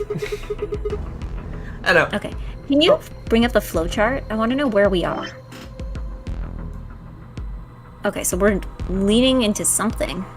Yeah. I don't know what, unless one of these extend, we're gonna hit an ending. Yeah. And then... I mean, they could extend. Yeah, they could extend, but, like... Cool, we're done with this first part. And we can move on to finishing these next areas. Yeah. I'm gonna eat a Mentos. Nice. One of my headmates went out and bought a thing of sour gummy candy because he likes those. So I just like was stocking on those. Yeah. I don't know, there's a candy store near where I work, and I just keep picking up stuff from that. But it's always just like things I can eat in small quantities. I'm like, I'm going to have one candy today. Mm-hmm. Because what, Mentos are like what, like 1 calorie each or something? Like, really small. Uh-huh.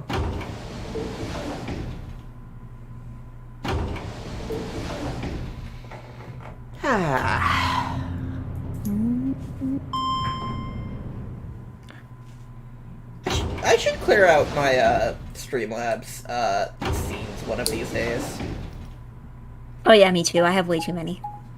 Well, no, just like the stuff that's actually in these scenes, where it's like I'll pull up an image in Streamlabs for like a reference or a joke or something, and then it just stays there for a month. No, I just straight up have too many scenes.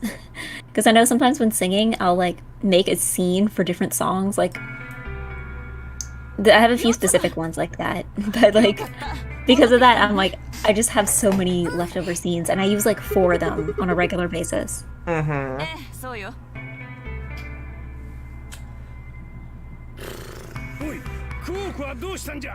Hey.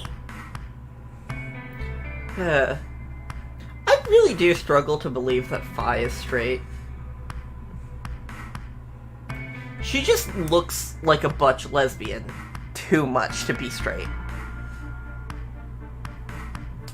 Like... I mean, you're not wrong. Like, that's not... Straight girls don't dress like that. I don't know, she looks very 2011 to me. Like, I'm pretty sure I had a vest like that in like grade 6. Mm-hmm. Mm-hmm.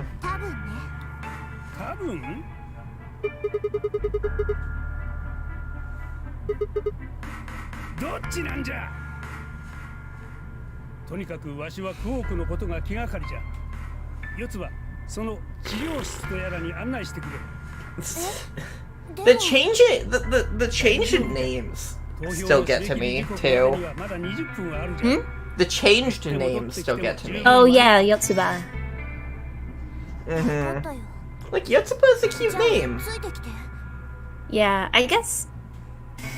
I don't know, I'm just thinking maybe they just translated the first game, and they put her as Clover in the first game, and then they just have to commit to it now, since they can't just change... It's the same character, so they can't just change the name. There are definitely times where like, you commit to a translation choice, and then it just haunts the franchise forever. Oh yeah, that was literally, like, the story of the second Ace Attorney game. Like, or at least the second Ace Attorney's game's translation. Because basically what had happened is that the first one was translated, right? And they're like, okay, we're gonna make everything America, this is Los Angeles now, eat your hamburgers. And then they get to the second game, where we visit Maya's hometown, which is the very American city, or I guess town, the very American town where everybody like wears kimonos and drinks green tea.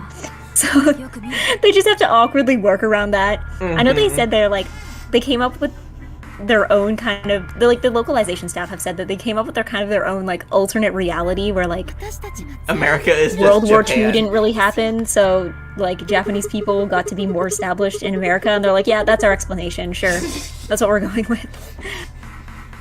That's creative. See, I was thinking about stuff like I know, I just had an example. Oh right. Fucking Astro Boy has been haunted by the translation in the 60s ever since.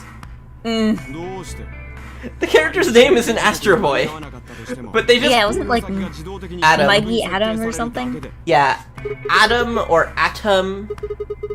I have seen it as both with the T and with the D, but it's pronounced basically the same way. Sorry, my brain just was like, alternate timeline where they kept Mighty Adam, but they spelled it like A-D-A-M, like the name. And Astro Boy's name is just now Adam. I have seen it translated that way, yes. Like, wait, really? Yeah. Like, you're just some guy named Adam who has, like, robot powers? Well, yeah, it's not just some guy, but, like, yes. like, because like the name Adam in Japanese was chosen because it has the connotations of both. Oh yeah. Because it's Adam, as in, you know, an atom, but also Adam as in like a biblical reference. Like the first man, yeah. Yeah, so it's like you do lose that like double meaning in English, but like you could have gone with Adam. Yeah. I don't know. I think it's just because like Adam, like yeah, it has that like meaning, but also like it's such a normal name in English that you're just like, yeah. I feel the same way about Adam in Skate the Infinity, where it's like, yeah, they're going for that same kind of idea, but also it's just some guy named Adam. Yeah, like that's probably why in the 60s they chose to change it, but it's also like that change has just haunted the franchise ever since. Because any new instance of that series in English will have to commit to it being Astro. I mean, I imagine Speed Racer might run into the same thing too. Yeah, but like, hasn't Speed Racer gotten like Western iterations that weren't made in Japan? Mm-hmm. I feel like that's like a whole, like, not even about the the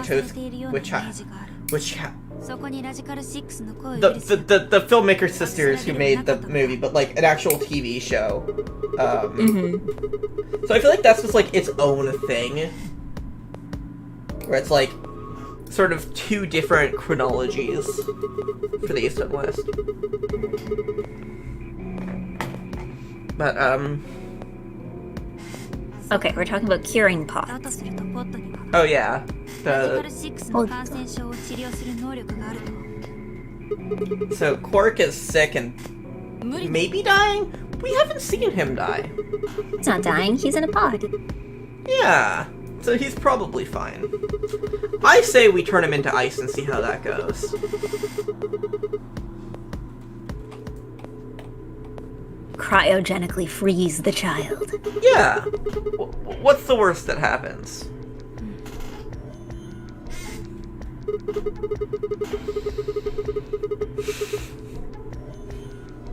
Yeah, but anyway, the other example I was thinking for like translations that haunt a franchise, Danganronpa has a lot of those, I feel. Examples? Dojin. Oh.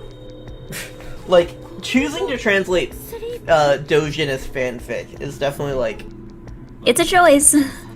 Yeah, and it's a choice they have to stick to. Yeah. Well, I don't know. To me, it really just strikes me as incredibly weird because fanfiction has like a really different connotation in English compared to Dojin. Yeah, like when you think of somebody who makes a lot of fanfiction, like what's his name is not the kind of person you think about. Like, they could have, like, if they wanted to translate Dojin, which, like, 2014 Dojins weren't, like, quite as well known, probably. Comic artist. Ultimate comic artist. That works. And, like, in his, like, dialogue and stuff, it's like he talks about drawing. And it's like... Yeah, he doesn't actually say much about fanfiction itself. Mm-hmm. I feel like you could probably also do... Well, because... like Ultimate Gyaru, right? Yeah. Or she was the Ultimate Gyaru, and then there was like Ultimate Fashionista, which is weird because I'm pretty sure even in 2014, like most, like the kind of people who are consuming Danganronpa probably would have known what a Gyaru is. Mm-hmm. At least like would have recognized a Gyaru at least, even if you didn't know the specific word. But like I don't think that's like I don't think that's totally wrong because I think there is still like. I think it fits the connotation of her talent, even if it's a different word. Yeah. Whereas, like, fanfic versus Dojin is just totally different. But also just, like, the choice to translate out super high school level into ultimate. To be fair, super high school level is the most clunky set of words I've ever heard. It is no less clunky in Japanese. Good point. Like, I think that's part of the point.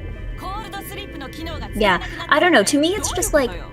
Because sometimes you have text where you're like, you translate it into English, and it's like, technically this is grammatically correct, but also nobody talks like that. And I feel like this is one of those very, like, clearly translated terms of, like, super high school level, where it's like, yeah, it's grammatically correct and there's nothing wrong with it, but it also doesn't sound like anything a native English speaker would say on their own.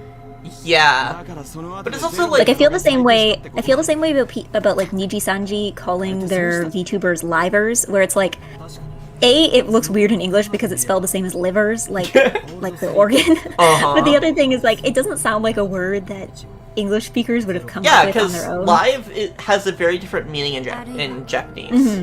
It's wasaegyo. Yeah. But it also is just funny. It's like, who are your favorite livers, guys? Do you watch any of the Indonesian livers? But I think, like, the thing is that, like, the super high school level thing kind of, it ties into talents that were and like how talents were translated. Because, like, in Japanese, Ibuki isn't the ultimate musician. She's ultimate, like, or like she's super high school level, like, music club. Yeah. Well, isn't Ibuki just like a walking K-On reference? Like, yes. She's supposed to be like, you know, the secret sixth member that got kicked out of Hokago Tea Time. Her talent is K-On move. But it's like, but because they kind of scrubbed the school references, like, instead of, like, music club, it's musician.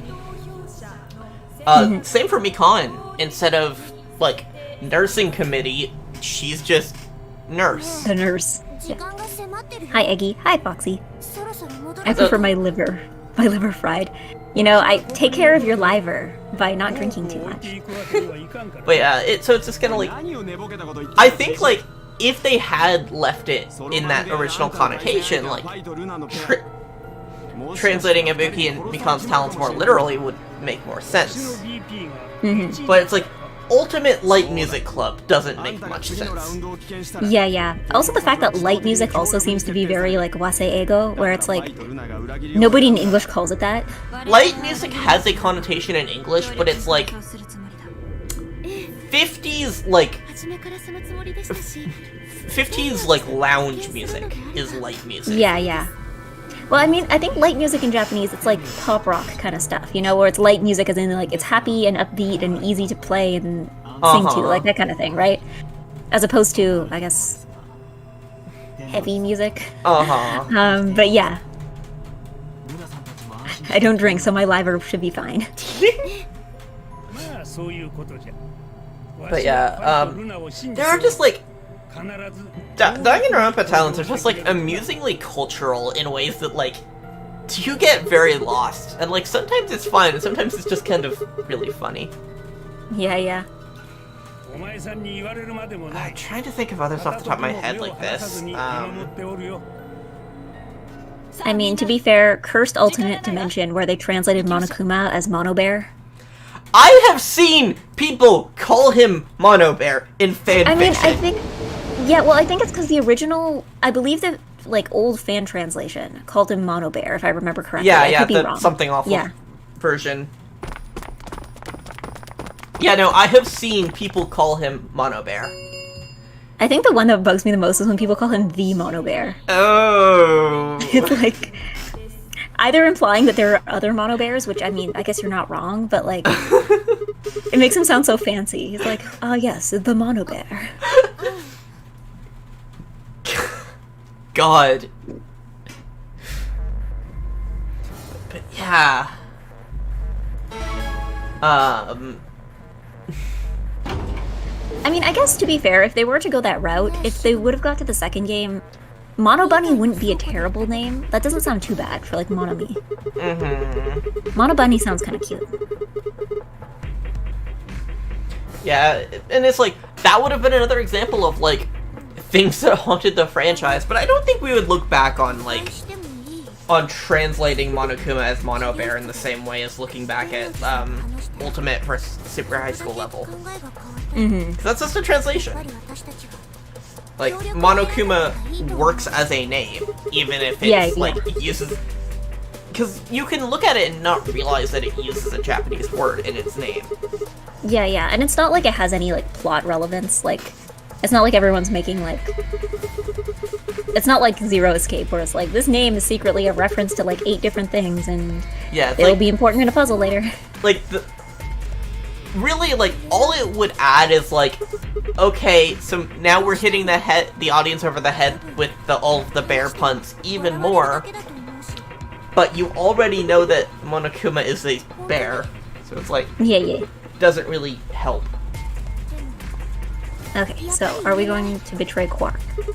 I think no, yes. because that would make us bad people. And? Like, let's go get a bad end.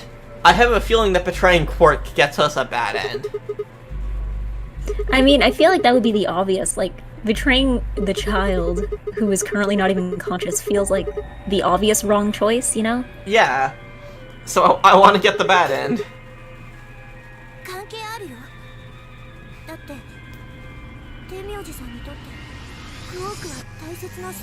If I had the frowny expression, I would be doing it right now.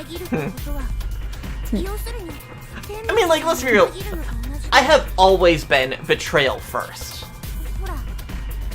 Right? I don't know. I mean, I usually try ally first, unless it's like somebody who's clearly about to betray me.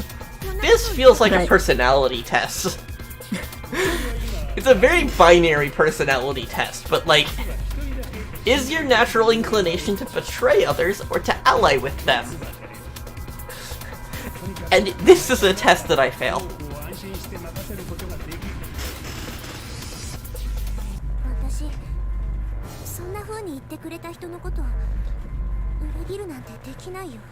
Yep. Too bad Clover doesn't get to make the choice.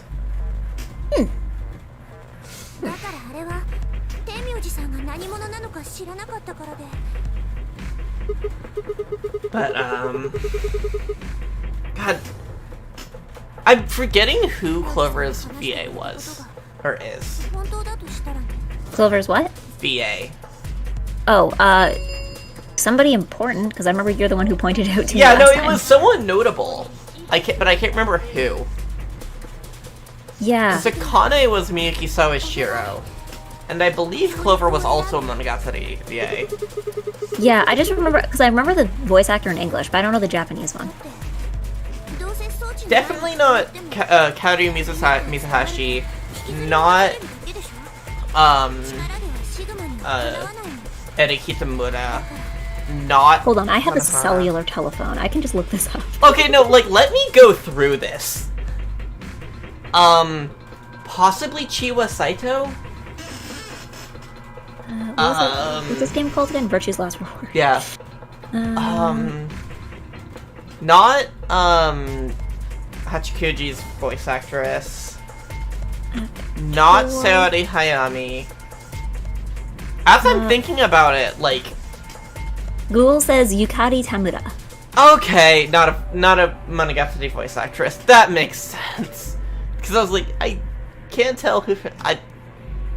But yeah, Yukari Tamura, yeah, she's a good voice actress. That this makes sense as a role for her. Have you seen Nanoha? Have I seen Nanoha? No, but I probably will get around to it someday. She plays one of the main two characters there. I think that's like what she's most. The one that known is Nanoha or the one that isn't Nanoha? I know about those two characters and basically nothing else. for. I can't remember, actually. Fuck.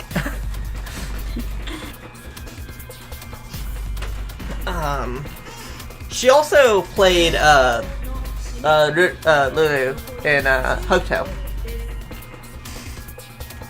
Sorry, what? She also played Rudu in Hokuto.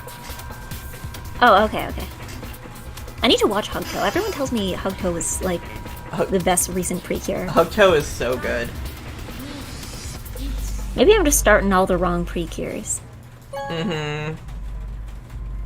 Because, like, I have, like, 5 of them running, and I haven't finished any of them. I think the one I'm furthest into is Go Princess, but yeah. I like Go Princess, but also Go Princess feels like one that's, like, tailored to my interests. Mm-hmm. I feel that way with Mahotsukai. But Hotsukai. Oh, Mahotsukai. yeah, Okay. I want to watch Mahotsukai, but like, and I've had it downloaded for a while, but I want to watch it in Japanese. Which say with Japanese subs, not in English. But the problem with that is that it's like, at that point, it's an active part of studying Japanese, which is like, makes it hard to push myself for it. This was fun, and now it's educational. Yeah, yeah. But I feel like that, like, once I can get into a rhythm with that, it would be a lot easier to push myself with it. Mm-hmm. Like, we were having fun and watching anime, and then we had to go make it all educational. Yeah, that's how I feel about reading manga in Japanese as well. Yeah. But it's like, I need to do We're this. like, this is work now. I need to do this because it's like, you know, having an actual practical experience with the language that's not in English helps a lot.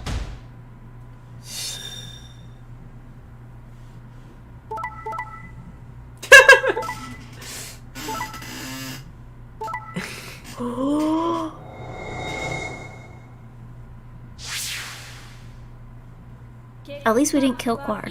Yeah, but we definitely did get a bad end here. Yeah, because it's literally just us and Clover.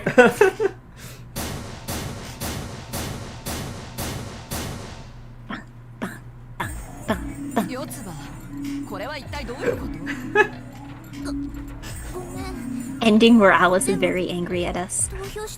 That has happened several times now. That's like half the bad endings. That's like half the route we've gone so far. I'm gonna be honest, even the true ending is kind of also low-key the ending where Alice is kind of mad at you. Uh-huh. I think she just doesn't like Sigma. I mean, that makes her the most relatable character in this game. But yes, you're about to say? I was gonna say, yeah, you're like, she doesn't like Sigma. I'm like, valid. True. Uh-huh.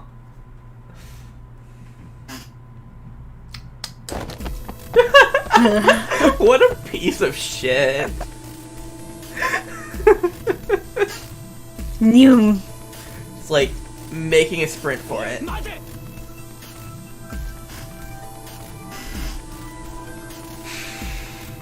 So is Clover even going to come with us? Presumably. I mean, we can both go through.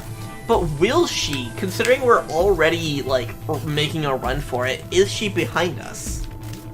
Or is she just behind us?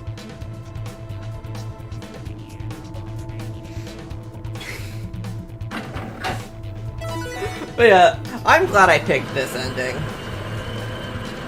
The ending where you run away with Clover?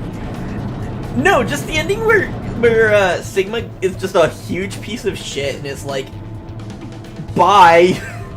Like, well, it's weird because, like, this feels like the one ending where he's kind of out of character. Like, in every other ending, he's like, how dare they run out on their own? And then here he's like, Yum? Yeah, I suppose so.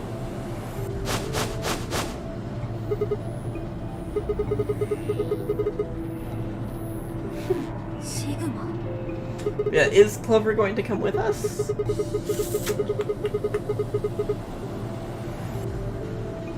Hmm?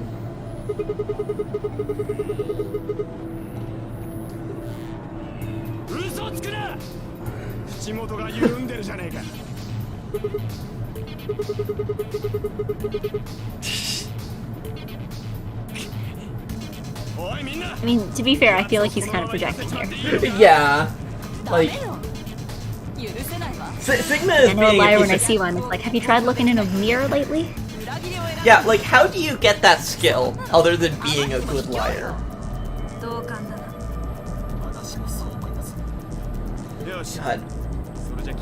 The fact that Dio's ending was the first real ending we got is so wild. Well, it's just because Dio's ending is kind of the key to unlocking a lot, not unlocking, but like important information is revealed that is important to know for the other endings to make sense. Uh-huh. Because I'm pretty sure it's intentional, like you're supposed to get his ending first. Okay. Like, a whole bunch of stuff is locked until you get his ending.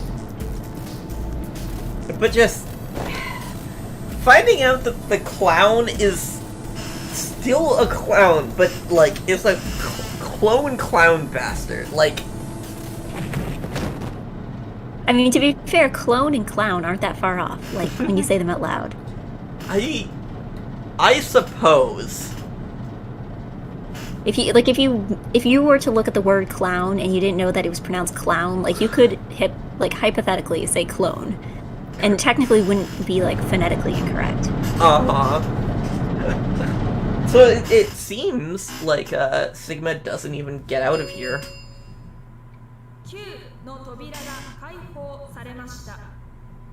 Or...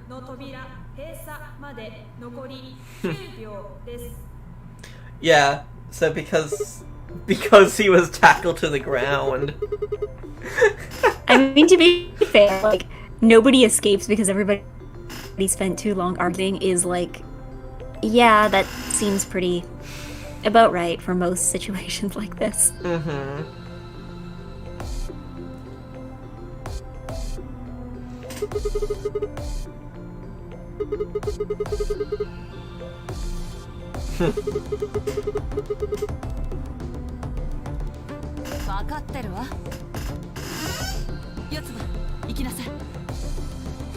Oh, neat. So, not only is this the Sigma is a piece of shit ending, it's also the Clover Lives ending. Yeah. Like, I'm rescuing you from having to be alone with Sigma. It's so hard teaching kids to read. Yeah, I think the weirdest thing is that it's hard to think of a time in your life when you couldn't read for a lot of people. Like, I remember when I was working at camps, what would happen a lot is we're like, okay, so the kids want to put on a play. So let's go write a script, and then we'll hand out the script to the kids. And then we hand it to the kids, and they're like, we can't read. And we're like, oh no, they can't read. What do we even do? See, the thing... It's one of those things where it's like, there are certain skills where, even if you've been doing them for a long time, you can kind of remember a time when you didn't know how to do them. But reading is not one of those skills. Yeah, especially for us, because, like, we were very early learners. Like, at the age of, like, 3, we were interested in reading. Yeah, I definitely knew at least a little bit how to, like, read, and I think I could write my name before I actually started kindergarten. Yeah, I mean, 3 is, like, years before kindergarten. So, like, we were very early for that, and so it's like... yeah, there really wasn't that long that we couldn't read, at least a little.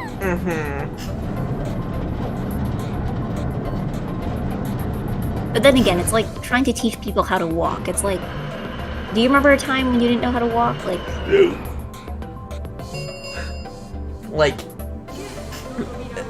we don't have a lot of memories from before we were, like, 6 or 7. And I feel like that's pretty common. Just, like... I'm trying to think.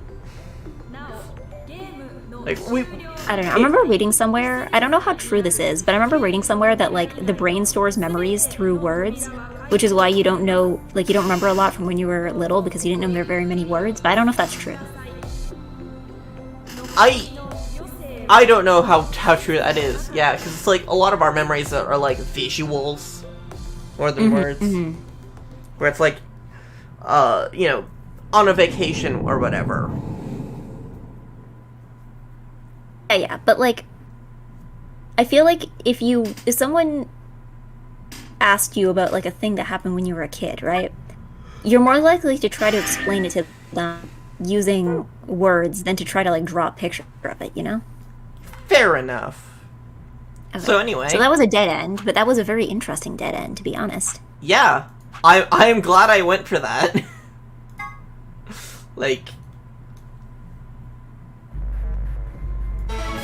I'm glad I was a piece of shit there. So now we are going to be good, upstanding members of society here. Now that I have exhausted the other possibility.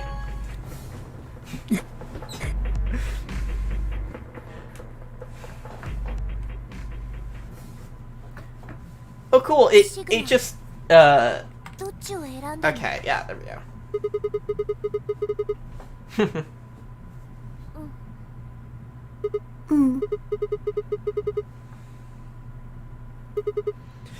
What? She's looking at. Now I'm thinking, like, what notable roles has Yukari Tamura done in recent years? Let me besides consult Google. Precure? I think I still have the page open, actually. Hold on.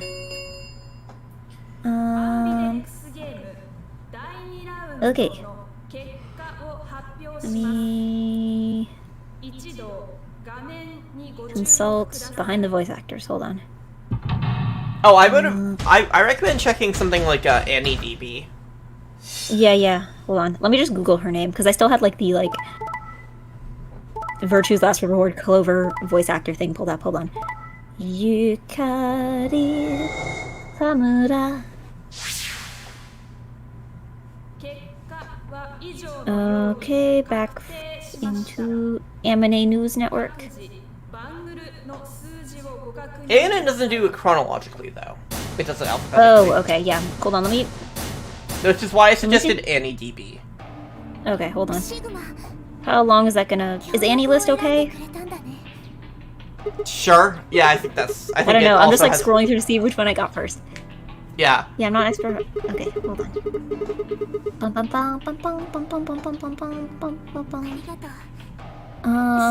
Recently, let's see.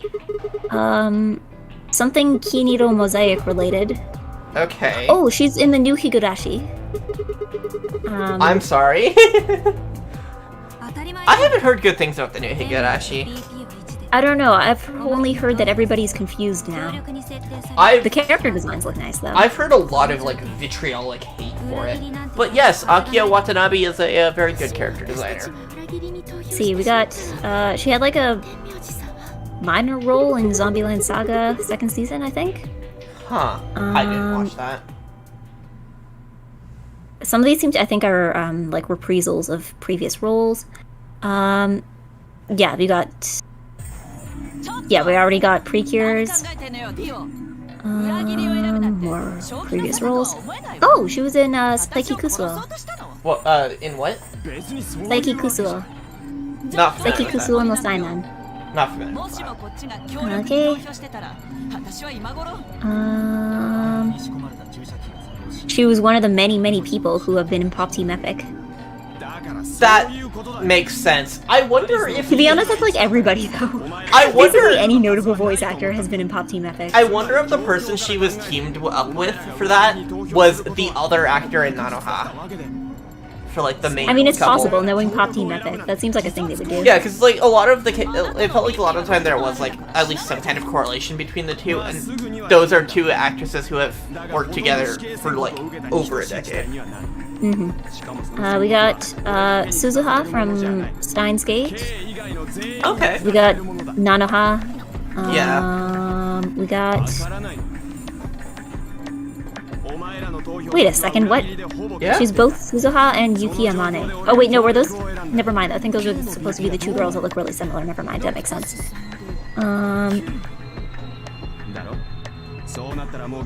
Yeah, okay, now I'm scrolled back to, like, 2017. She was, Jibril from No Game No Life, if that means anything to anybody. I know of No Game No Life. I've considered watching it. It seems to have a really, like, bright and fun color palette. Yeah. But... Okay, now I've scrolled back to 2015, so I don't think this counts as recent anymore. Yeah, so it sounds like she hasn't done a ton lately, which makes sense considering she, like, debuted, like, 20 years ago. Yeah, years active, 2001 to present. Yeah, Suzuha was voiced by Charmy Lee. Yeah, in English, yeah. Yeah, I had watched Steins Gate in the dub, too. J. Michael Tatum as Okabe, just, mwah, chef's kiss. But it's like... I don't know, I feel like there's, like, a whole, like, cast of voice actors that are, like... Or, like, a whole, like, generation of voice actors who, like, were super prominent, and then just have, like, since a certain time have just, like, slowly gotten less and less prominent. Well, I mean, some of them I think is just more, like, they have gotten older and, you know, gone to, like, start a family and all that. But Yeah, it's like... But the other thing too is I feel like I'm looking at these roles and there's like a lot of reprisals of roles. Like, you know, you have like Higurashi and then you have like Precure, which Precures show up in like, you know, future movie stuff and stuff too. So they seem to be just like a few roles, but that give consistent work. Yeah. So it's like she's reached a point where she can effectively retire. Yeah. And any new roles she takes are ones that she just wants. Like, actually wants. I'm curious. Okay. Oh, so yeah, he did the translation for the script too, I think. Yeah, not the translation, but like he wrote the dub script, yeah. But, there are some like VAs from that era who are just still like going strong. Trying to think of an example. Like, I had an example in my head, now it's like gone. Fuck.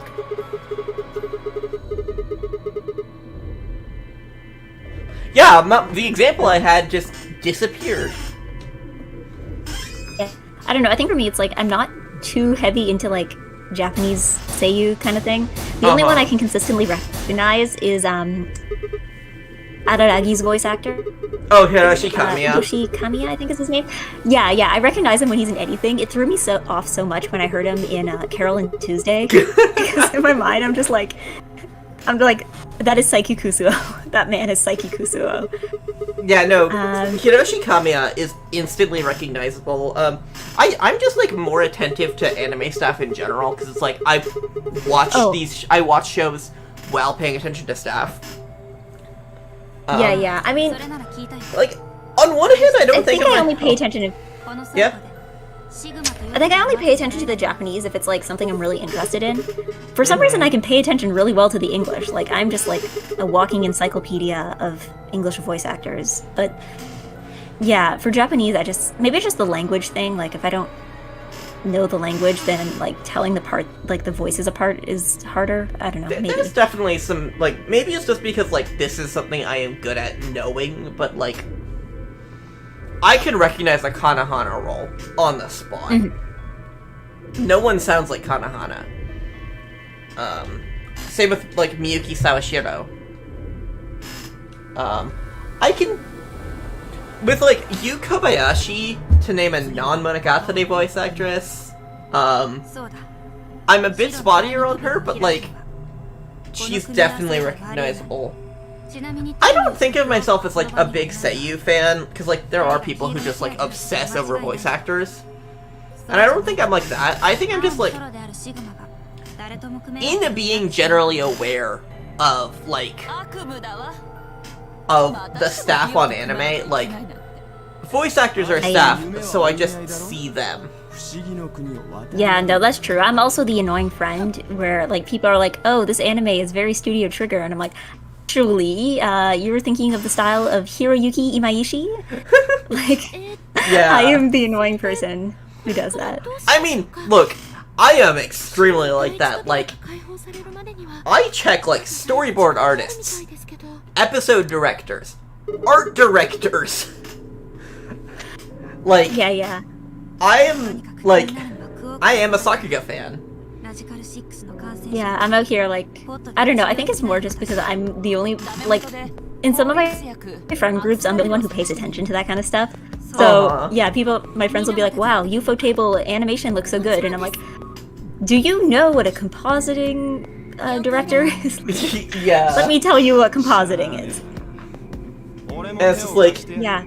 But it's like, you can be that kind of person who's like, it's not like, in that position and be like, you know, I am a lot more specific than you are. There are people who are way more specific than I am. Yeah. I can't quote, like, the key animators who work on anything I watch. There are people who will watch shows just because the key animator worked on it. Like, some VAs you just can't unhear. Yeah. I mean, it's for me like it's like that in both English and Japanese, but yeah, no, I think for English it's just like, I don't know, maybe I can just tell the voices better just because it's my first language, but yeah, no. But I think it's also because on one hand people complain that English voice actors, like, it casts the same voice actors in everything. But on the other hand, that's also the upside, because, like, I will hear a voice actor in something, and I'm like, I can name 5 other things they're also in. Like, I mean, like, I'm that way for Japanese voice actors. that's true. But that's just because, like, I've seen a lot of anime. Like, I can name a bunch of Kanahana roles or whatever. God, Kanahana is such a good voice actress. Like, Kanahana is just, like, so very good. Yeah. That being said, what you were saying before with, like, how some people are even more specific than you, I think it just depends who you hang around. Yeah. Yeah, where it's Because like... sometimes it's like, if I'm hanging around people who are like, animation is one big budget, but then when you're hanging around people who are like, ah, yes, I know every key animator who has worked on Neon Genesis Evangelion, like, if you consistently hang around with people who have more specific knowledge than you, then you feel like you're like, okay, my tastes aren't that specific. I don't know that many things. Yeah, it's very humbling to be like, to be like, okay, I'm not that much of a Sakuga nerd, because I, like, follow a bunch of people who are major Sakuga nerds, and they retweet a bunch of people who are major Sakuga nerds, and it's like, I can name, like, good episode directors, and, like, storyboard artists, and art directors, but I can only name, like, so many of those. It's like, I'm more familiar with just, like, directors as a whole, and stuff, and it's like, oh, you like Sakuga? Name every key animator.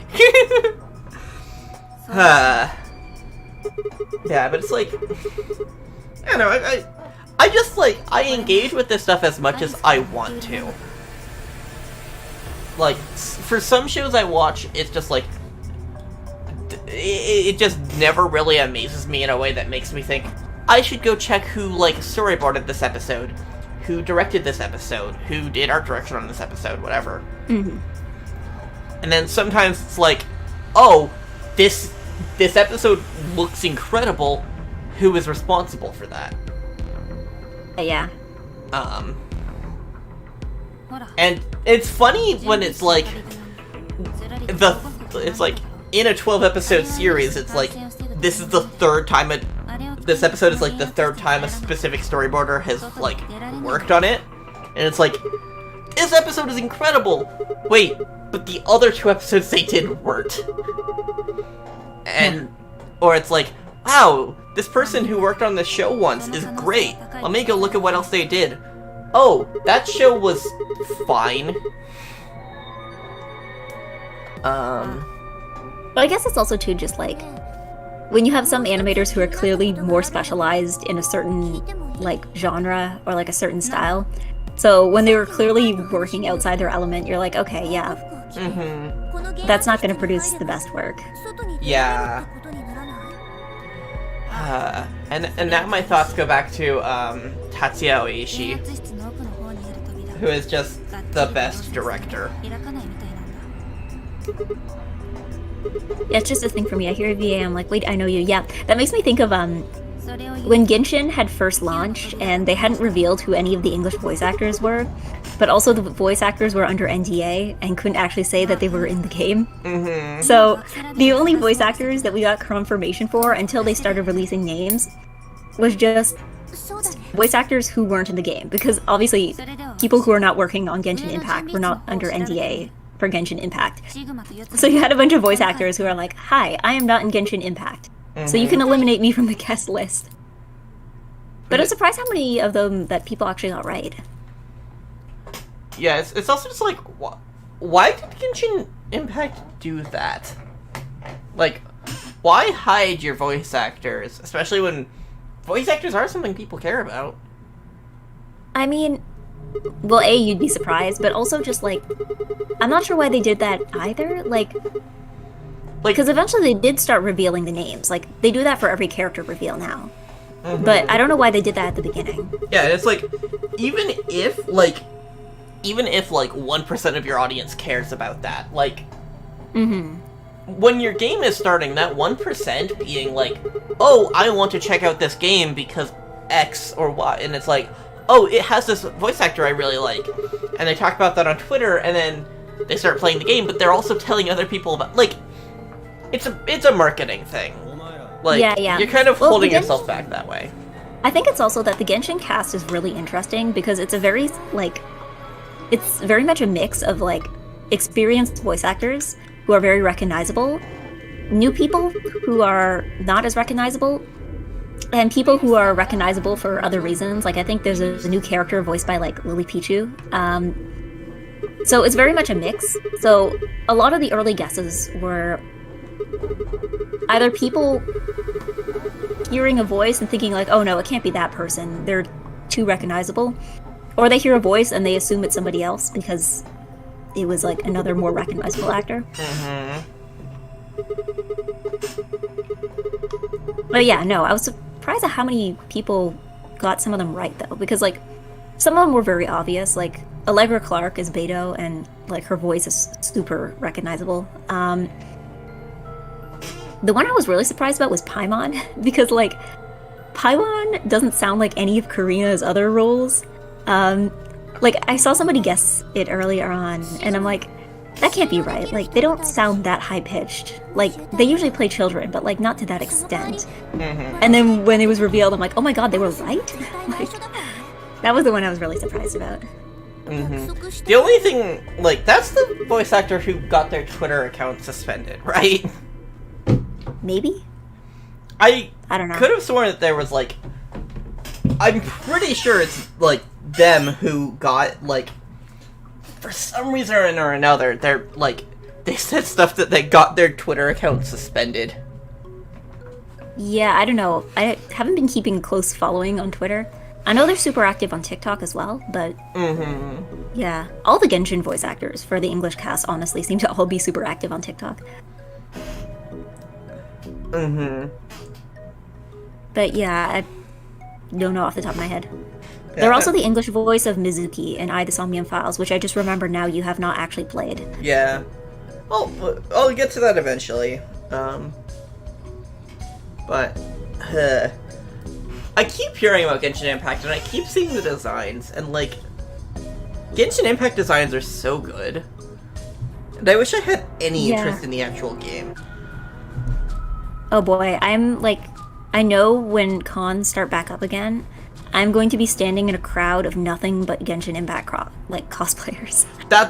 Yeah, like, I had a friend who was at an IRL con recently, and, like, what I heard is, like, they were surprised at how few, VTuber cosplays there were. And that it was mostly Genshin. Yeah, I mean, to be fair, I think Genshin, like, everyone I know who cosplays has either cosplayed one or more Genshin characters or has plans to do so. That being said, when cons start up, if I cosplay, I'm absolutely going as VTubers. No doubt. I've, like, considered cosplaying, but that seems like a lot of effort. I want to do it someday. Yeah, I mean, I did it. I wasn't that good at it, but, like, I did it. I think my thing is just wigs. I'm so bad at styling wigs. I mean, also, I'm bad with real hair, too, but, like, I'm bad at wigs. Showing us CGs from the first game is, like... Unlimited budget works. But also, man, CGs used to be so much better. Yeah. Remember when they were drawn? To be fair, I'm, like, halfway sure this might just be, like, a photo of a car. Yeah. This kind of has the vibe of, like, a stock photo with a filter over it. Yeah, okay. I can see it.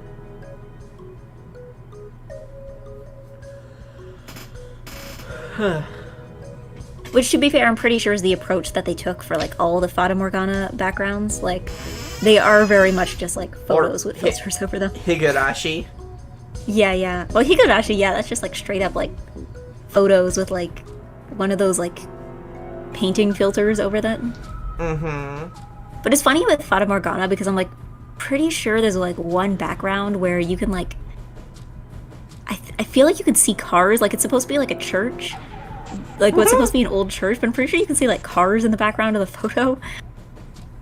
Because presumably they just like took a photo of an old church, like, and they're like, yeah, that's an old building, right? Mm-hmm. It's not very clear, but I'm like looking at things. I'm like, that looks like a parking lot. Anyway, I'm glad we're finally getting this exposition. Yeah. Like, this is what I wanted this game to be. Literally just tell us what happens after the last game.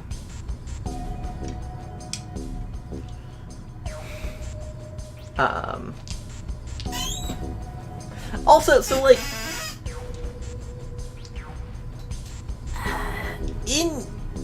I assume that in Japanese, this game still takes place in the US. I think. I don't see why it wouldn't. Wait, right. I'm pretty sure Nevada is relevant. Yeah. Hey, remember when I was when I was talking about Nevada earlier? It was relevant. Yeah. It was relevant after all. And also, like, that's why it has to be Nevada. Because sketchy shit happens in Nevada. Because you can just be so far away from it. From, like, anyone.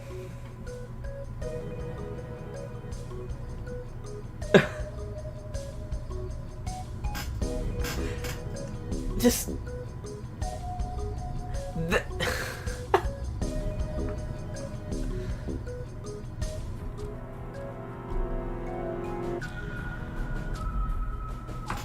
The idea of Snake, who looks like a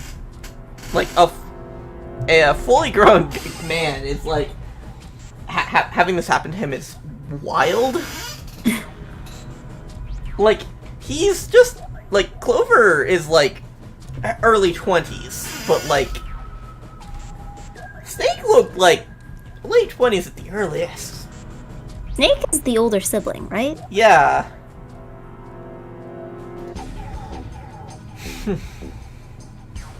Yeah, I mean, he always looked older, so I assume, but I'm like, I could be wrong. Mm-hmm. He composed music. Of course he did. Of course he did. He plays the harp. Of course he does. Of course. I mean, out of everybody to become a classical musician, I guess. See, he was definitely the prime candidate.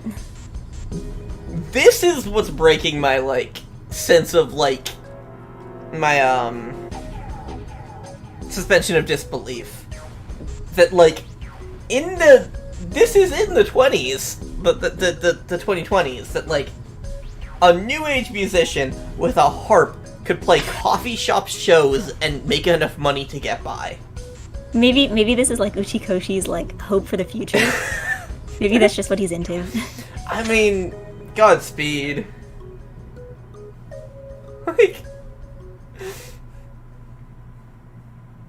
Like being a musician does not make you money unless you are like huge. And new age isn't exactly the zeitgeist. Yeah.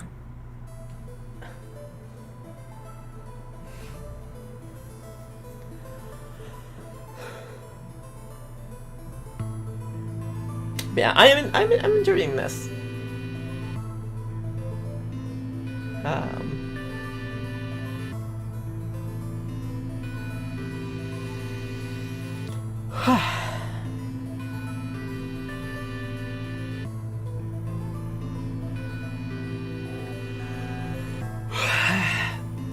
of a sudden I'm having like slight trouble breathing. Not in a like concerning way, just like in a chronic issues way.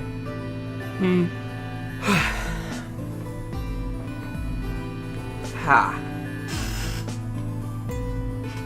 Yeah.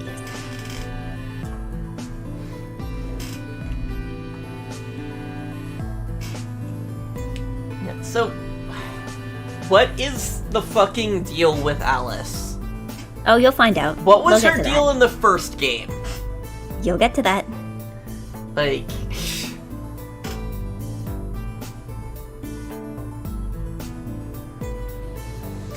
Oh, yeah. This...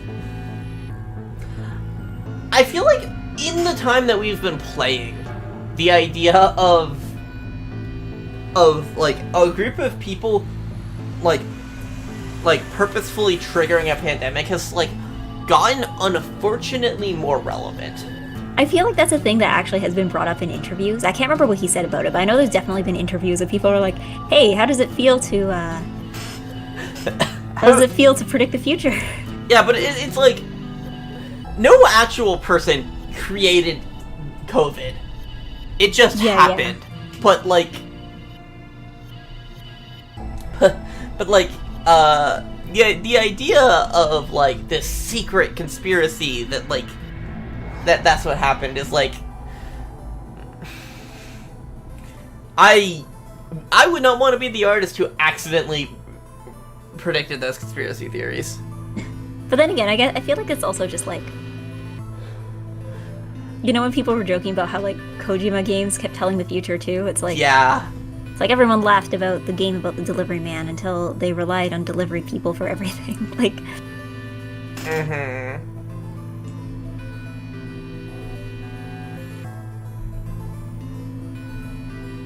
But I don't know. I feel like also this... The way, like, disease is presented in this game is also a little different, just because, like... It's one of those things where... Like, because it's supposed to be, like, a neurological thing, right? Mm-hmm. So, it's not just, like, the circumstances that are changing how people act, it's, like, literally the disease that's changing how people act. So, mm-hmm. Yeah. Whereas COVID is like, okay, well, you can have COVID and still think straight. Like... Yeah, you're just going to cough. Yeah.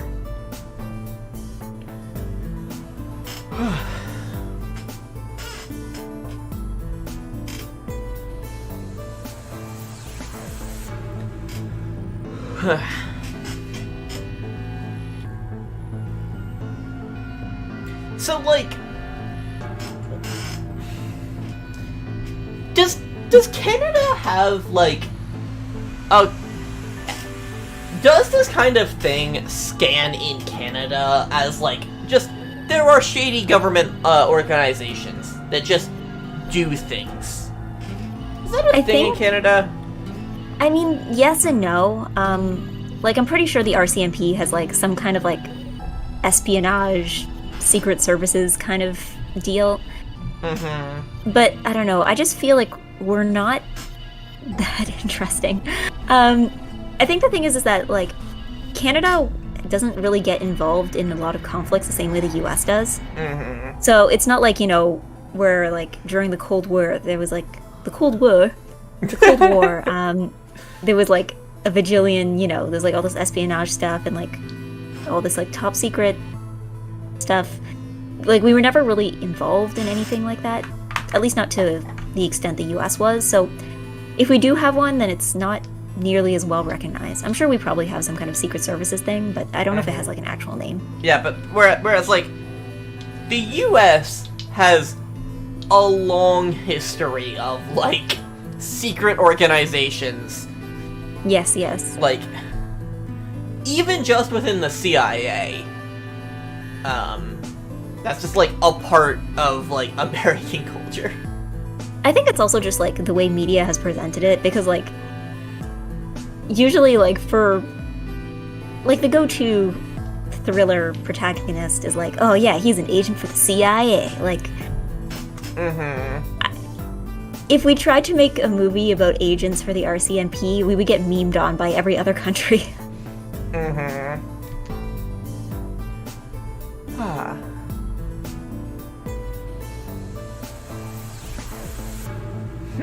Like, yeah, the RCMP are, like, an actual, like, you know, serious police organization, but they also have the reputation of being, like, the guys in red on horses, so...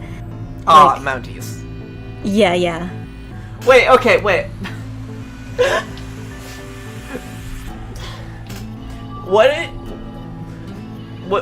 Why this, like, note? For people who didn't play the first game. I guess, like... You could have put it in a better way. Yeah, I mean, I think it's just that this is relevant information later. Uh-huh. Because there are things that are going to be very confusing later on if you don't know who either of these people are. No, I'm sure, but, like, you could have just mentioned in the pros that, like, oh, like, Junpei and Akane are people who are also in the, game, and stuff. Like, you could have mentioned that in pros without having it be, like, a footnote. Yeah, yeah.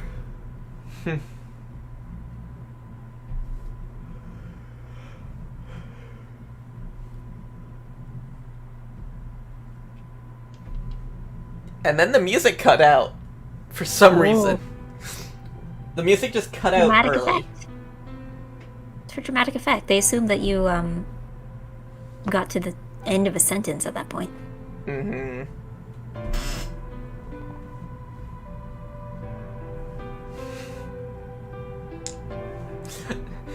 So, like, I'm just kind of vibing with this exposition, but it is really funny that, like, in between games, Clover became a fucking spy.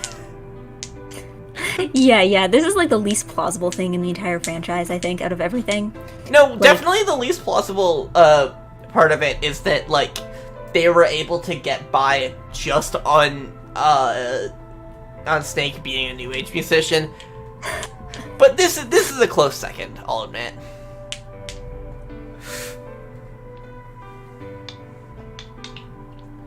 But it's like, it is just kind of weird that, like,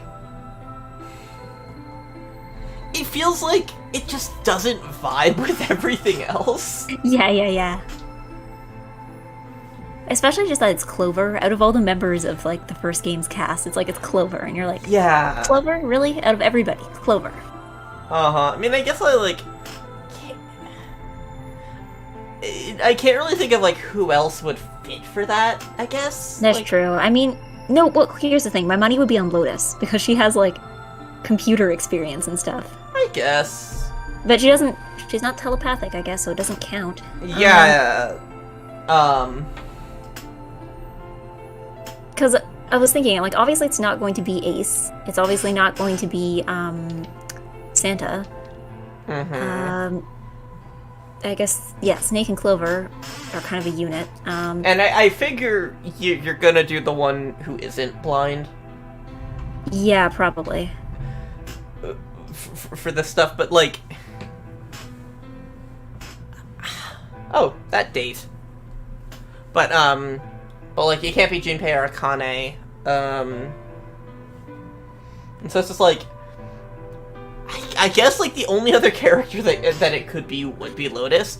The other reason why it wouldn't be Lotus is that, like, too much design overlap with, Alice. Yeah, with Alice. That's true. Which is, like, definitely weird that there are those two characters who are, like... They're not, like, identical, but they are, like, similar. Yeah.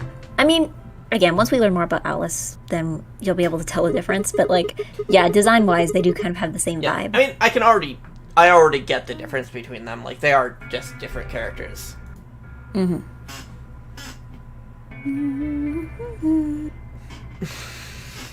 But it's just like... I know, I guess it's like how Danganronpa games always have, like, certain archetypes. Like, there's always the sporty girl.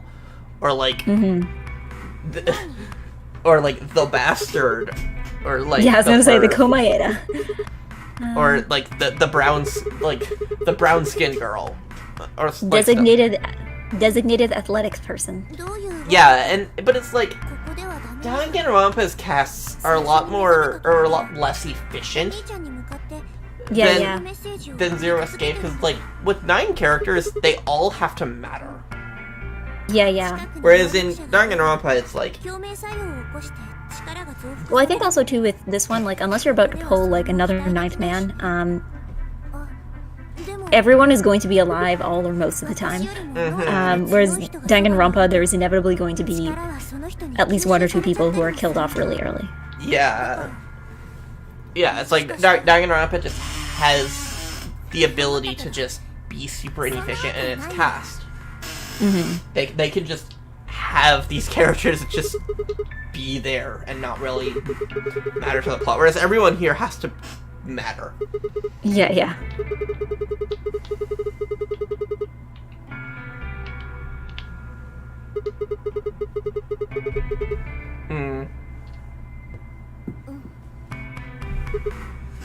Okay, what was that pose before? Like the one where she's winking and she's like, ah.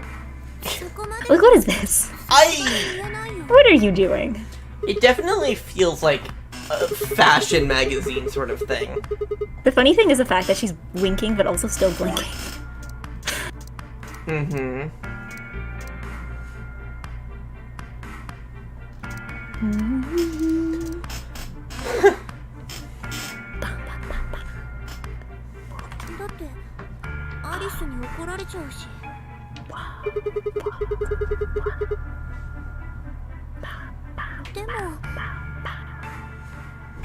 Yeah, but this has been a very interesting exposition dump.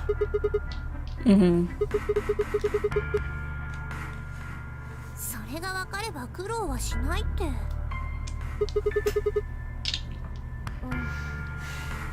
判明してるのは近々行われるってことだけで。Helpful. So this means that, like, a third of the first game's cast are now cops. Ambiguously. If you're working for, like, a government spy organization, you're a cop. Like, you're a cop on some degree. Like, if you're working for the NSA, you're a cop. If you're working for the CIA, you're a cop. Like... I feel like yes, but also like against her will. Yeah, no, like, I'm not, like, it's not, like, too bad, like, a reflection on her, but she's still a cop.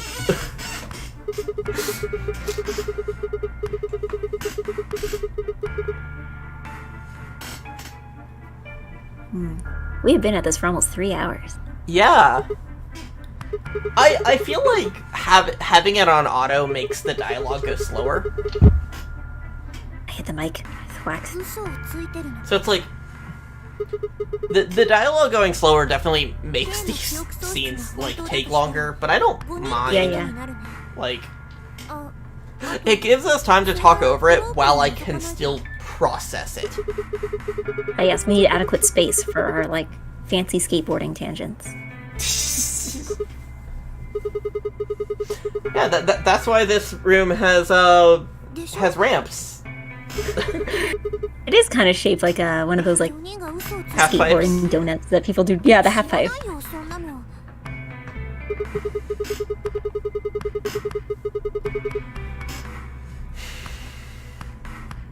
Yeah, reading this stuff in like 2021 is definitely like different. At least they're not saying that like China did it. That would be like I feel like that's a plot point we could have seen like a decade ago. Yeah. But like in a more innocent time. Mm-hmm. Not like with the like racist political leanings that it has. Yeah. What? Huh? Een?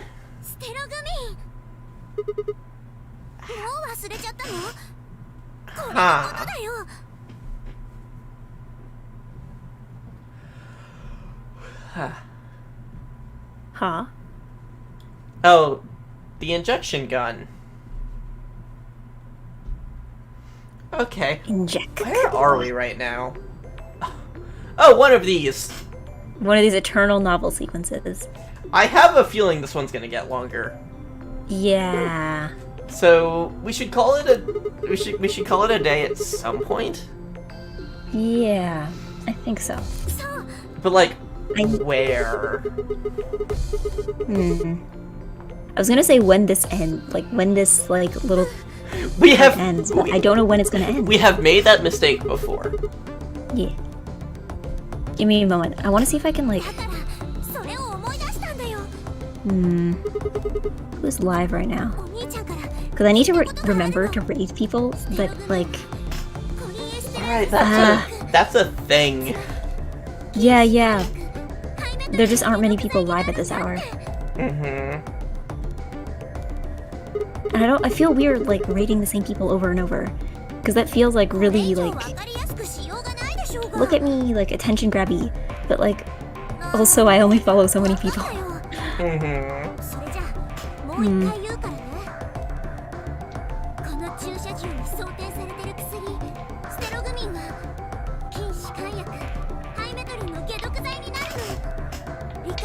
What does everybody here think?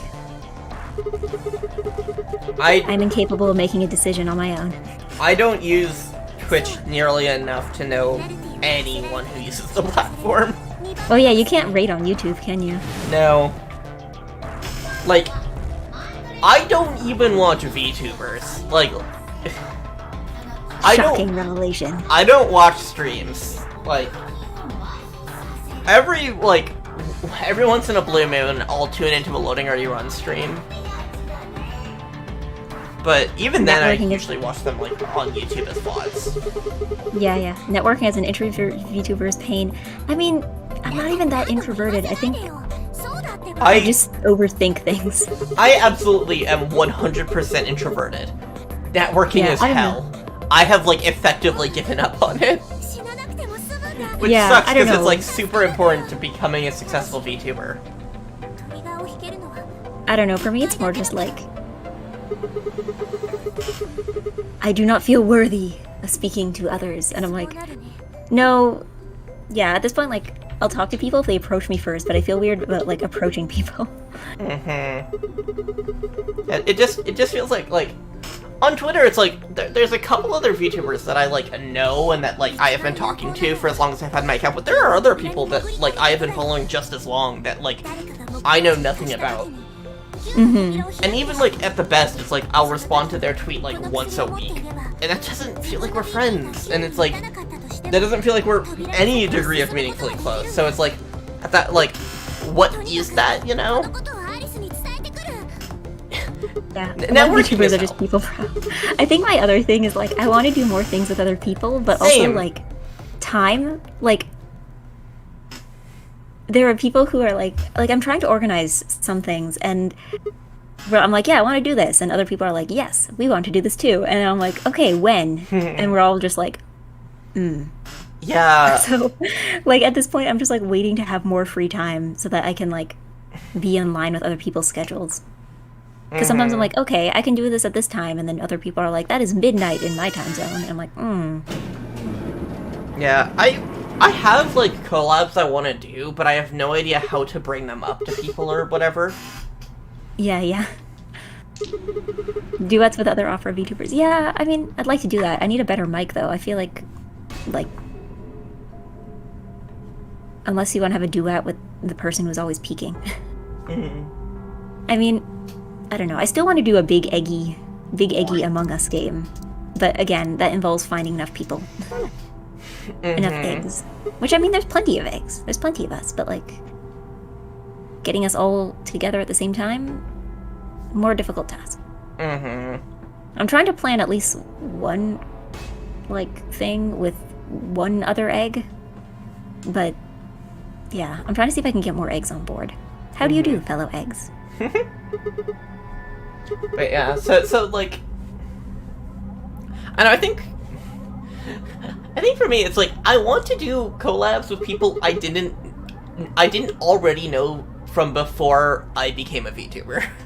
And that's just really hard because it's like I don't feel close to anyone else. Like, I don't feel close enough to just even jump in their DMs and be like, hey, want to collab? Yeah. I feel weird about jumping into anybody's DMs, even if it's not to ask them for anything. Yeah. Once I think I DM'd somebody that I had been watching for a while because I didn't even need anything. I just wanted to know who drew their Twitter banner. And then I'm like, I feel so weird about that. Yeah, there's like one person I like somewhat consistently DM with on the VTuber account. And that's just because, like, we just talk sometimes. We're both fans of Take, the character designer of World's End Club, Zatagato, and Pokemon, or new Pokemon stuff. But like, because her design is very inspired by Take's art, and so it's like that's like, you know, I just see her thing and I'm like, cool, I'm gonna go DM her about this because that's a thing we do. Yeah. I think Egg has a list of them. Yeah, I'm consulting Egg's list. The problem is that Egg's list, not all the eggs on Egg's list are, like, active currently. Like, some of them aren't streaming yet, and some of them, like, are streaming, but they're on break, or, like... Yeah, there's many eggs, and not all of them are active. Eggtivity is varying levels of eggtivity. Yeah.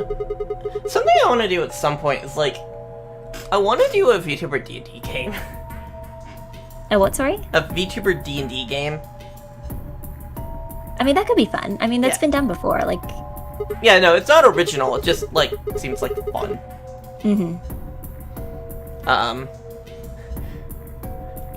I just, like, I don't know, I want to do more collabs. I like doing collabs.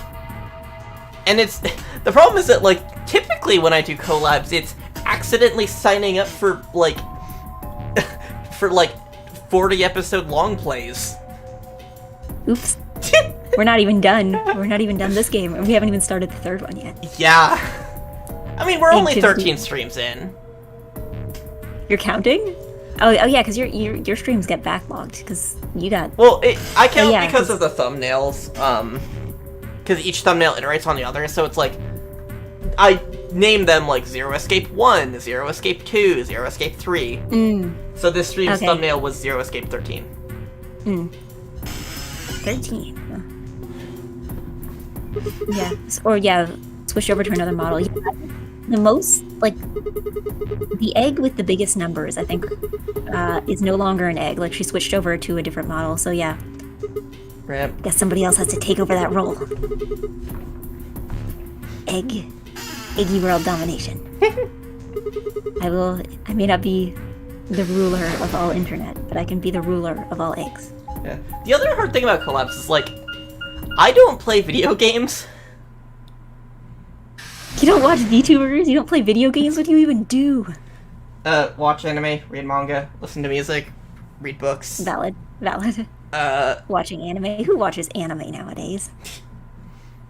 Yeah, it's just like, I do a lot of things, and it's just like, I kind of picked all of the things I like to do are not actually very good, like, skill set for being a VTuber. One questions how I ended up in this line of work. That's a very good question. The room is going ooloo-baloo-baloo-baloo. Yeah. You know, it would be a idea I had that, like, something I do that is, like, unique to me. Just, like, a big VTuber group watch that's just, like, streamed. Yeah. I mean, I've participated in group watches, but they were all in Discord servers. No, this, because, like, you can stream, like, either it could be, like, the thing where, like, oh, wow. That's Annihilation a lot of dead ending. people. What? Annihilation ending. Neat. Okay. Hi, sorry, no, I'm just looking at my chat. Have you heard of Halbernacht? I'm just, like, searching them up right now. But anyway, the thing is, like, interesting. With a streamed movie group watch, it could be like, you know, words. I'm making the words for this. That, like, either it's like everyone just has a blank screen and the audience has to supply their own movie, or it's like group watch a public, like some old public domain thing. And I feel like either of those could work. I feel like also too, when you get that many people, you have to do something that. Like, I find a lot of, like, the big group collabs that really work are the ones where everyone is doing different things but also the same thing. So, because the problem is that if you have too many people and everyone starts to talk over each other, because, especially if they're all doing the same thing at the same time, right? Like, as opposed to something like, you know, like Among Us or like Don't Starve Together, where it's like everyone is playing the same game, but they're all kind of doing different things. So it's not like everyone's just going to be talking over each other all the time. Yeah, I feel like for like a movie group watch, it's like 3 or 4 people is where you max out with that. Yeah. But I think like that's enough people. Like that can just be a good time. Let's go. From chat, I think you got the music VTuber scene down pretty well. Where else can you listen to Nightcore and black metal? Yeah, I suppose that, like, my strengths are, like, in like, you don't get a lot of VTubers who just, like, basically exclusively do, like, non-video game stuff. Where it's like... Oh, we got an ending. I haven't done a DJ mix or a movie stream in a while, and I should get back to that soon. But like those do take effort to put together. So maybe I'll do one of those, like, not this week but next week. But yeah, so it's like, I guess like I'm unique in that regard. I simply sing and make egg puns. But okay, now that I have the idea, I do like want to try like putting together a like movie like group watch stream. Yeah. The second problem is getting 4 people to agree on a movie. Yeah, I mean, like,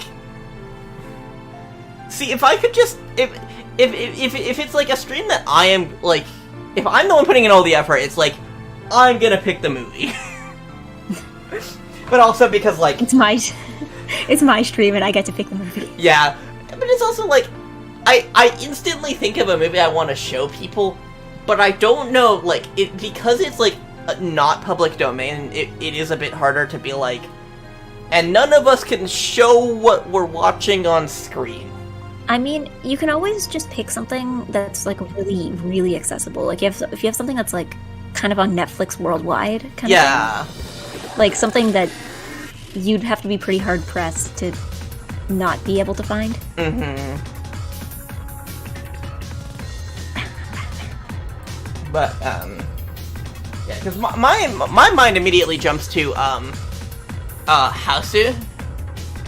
Are you familiar with that movie? No. It's a Japanese horror movie, kind of experimental.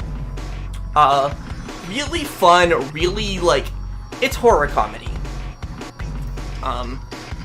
But it's definitely, like, a weird movie. And I enjoy showing it to people.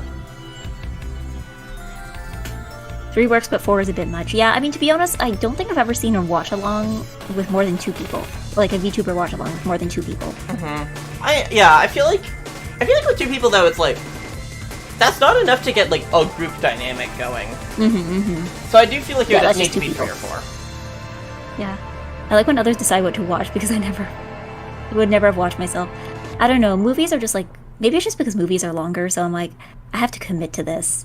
So, like, I feel weird watching when someone's like, well, you should watch this, and I'm like, I don't know if I'm interested in that. How do you feel about the fact that Clover's ending is the one where everyone dies? I mean, I guess? Sure.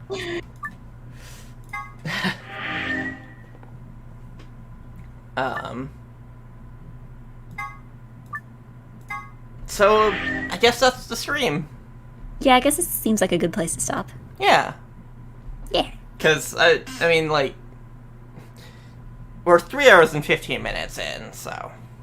Yeah, that's late. Well, not that late, but like... We've had longer streams, but also we try to keep these below 3 hours. The word try is doing a lot of heavy lifting. Yes, there. we try. we try quite hard. Gold star. An effort was made. But yeah... Stream. Okay, let's see if anybody has, like, gone live since the last time I checked. I don't think they have. It's pretty late. It's not, like... Yeah, so I'm just gonna... ideal time slot. End my stream. Thanks for watching, people who are here. Thanks, like, people who watch, whatever. Bye.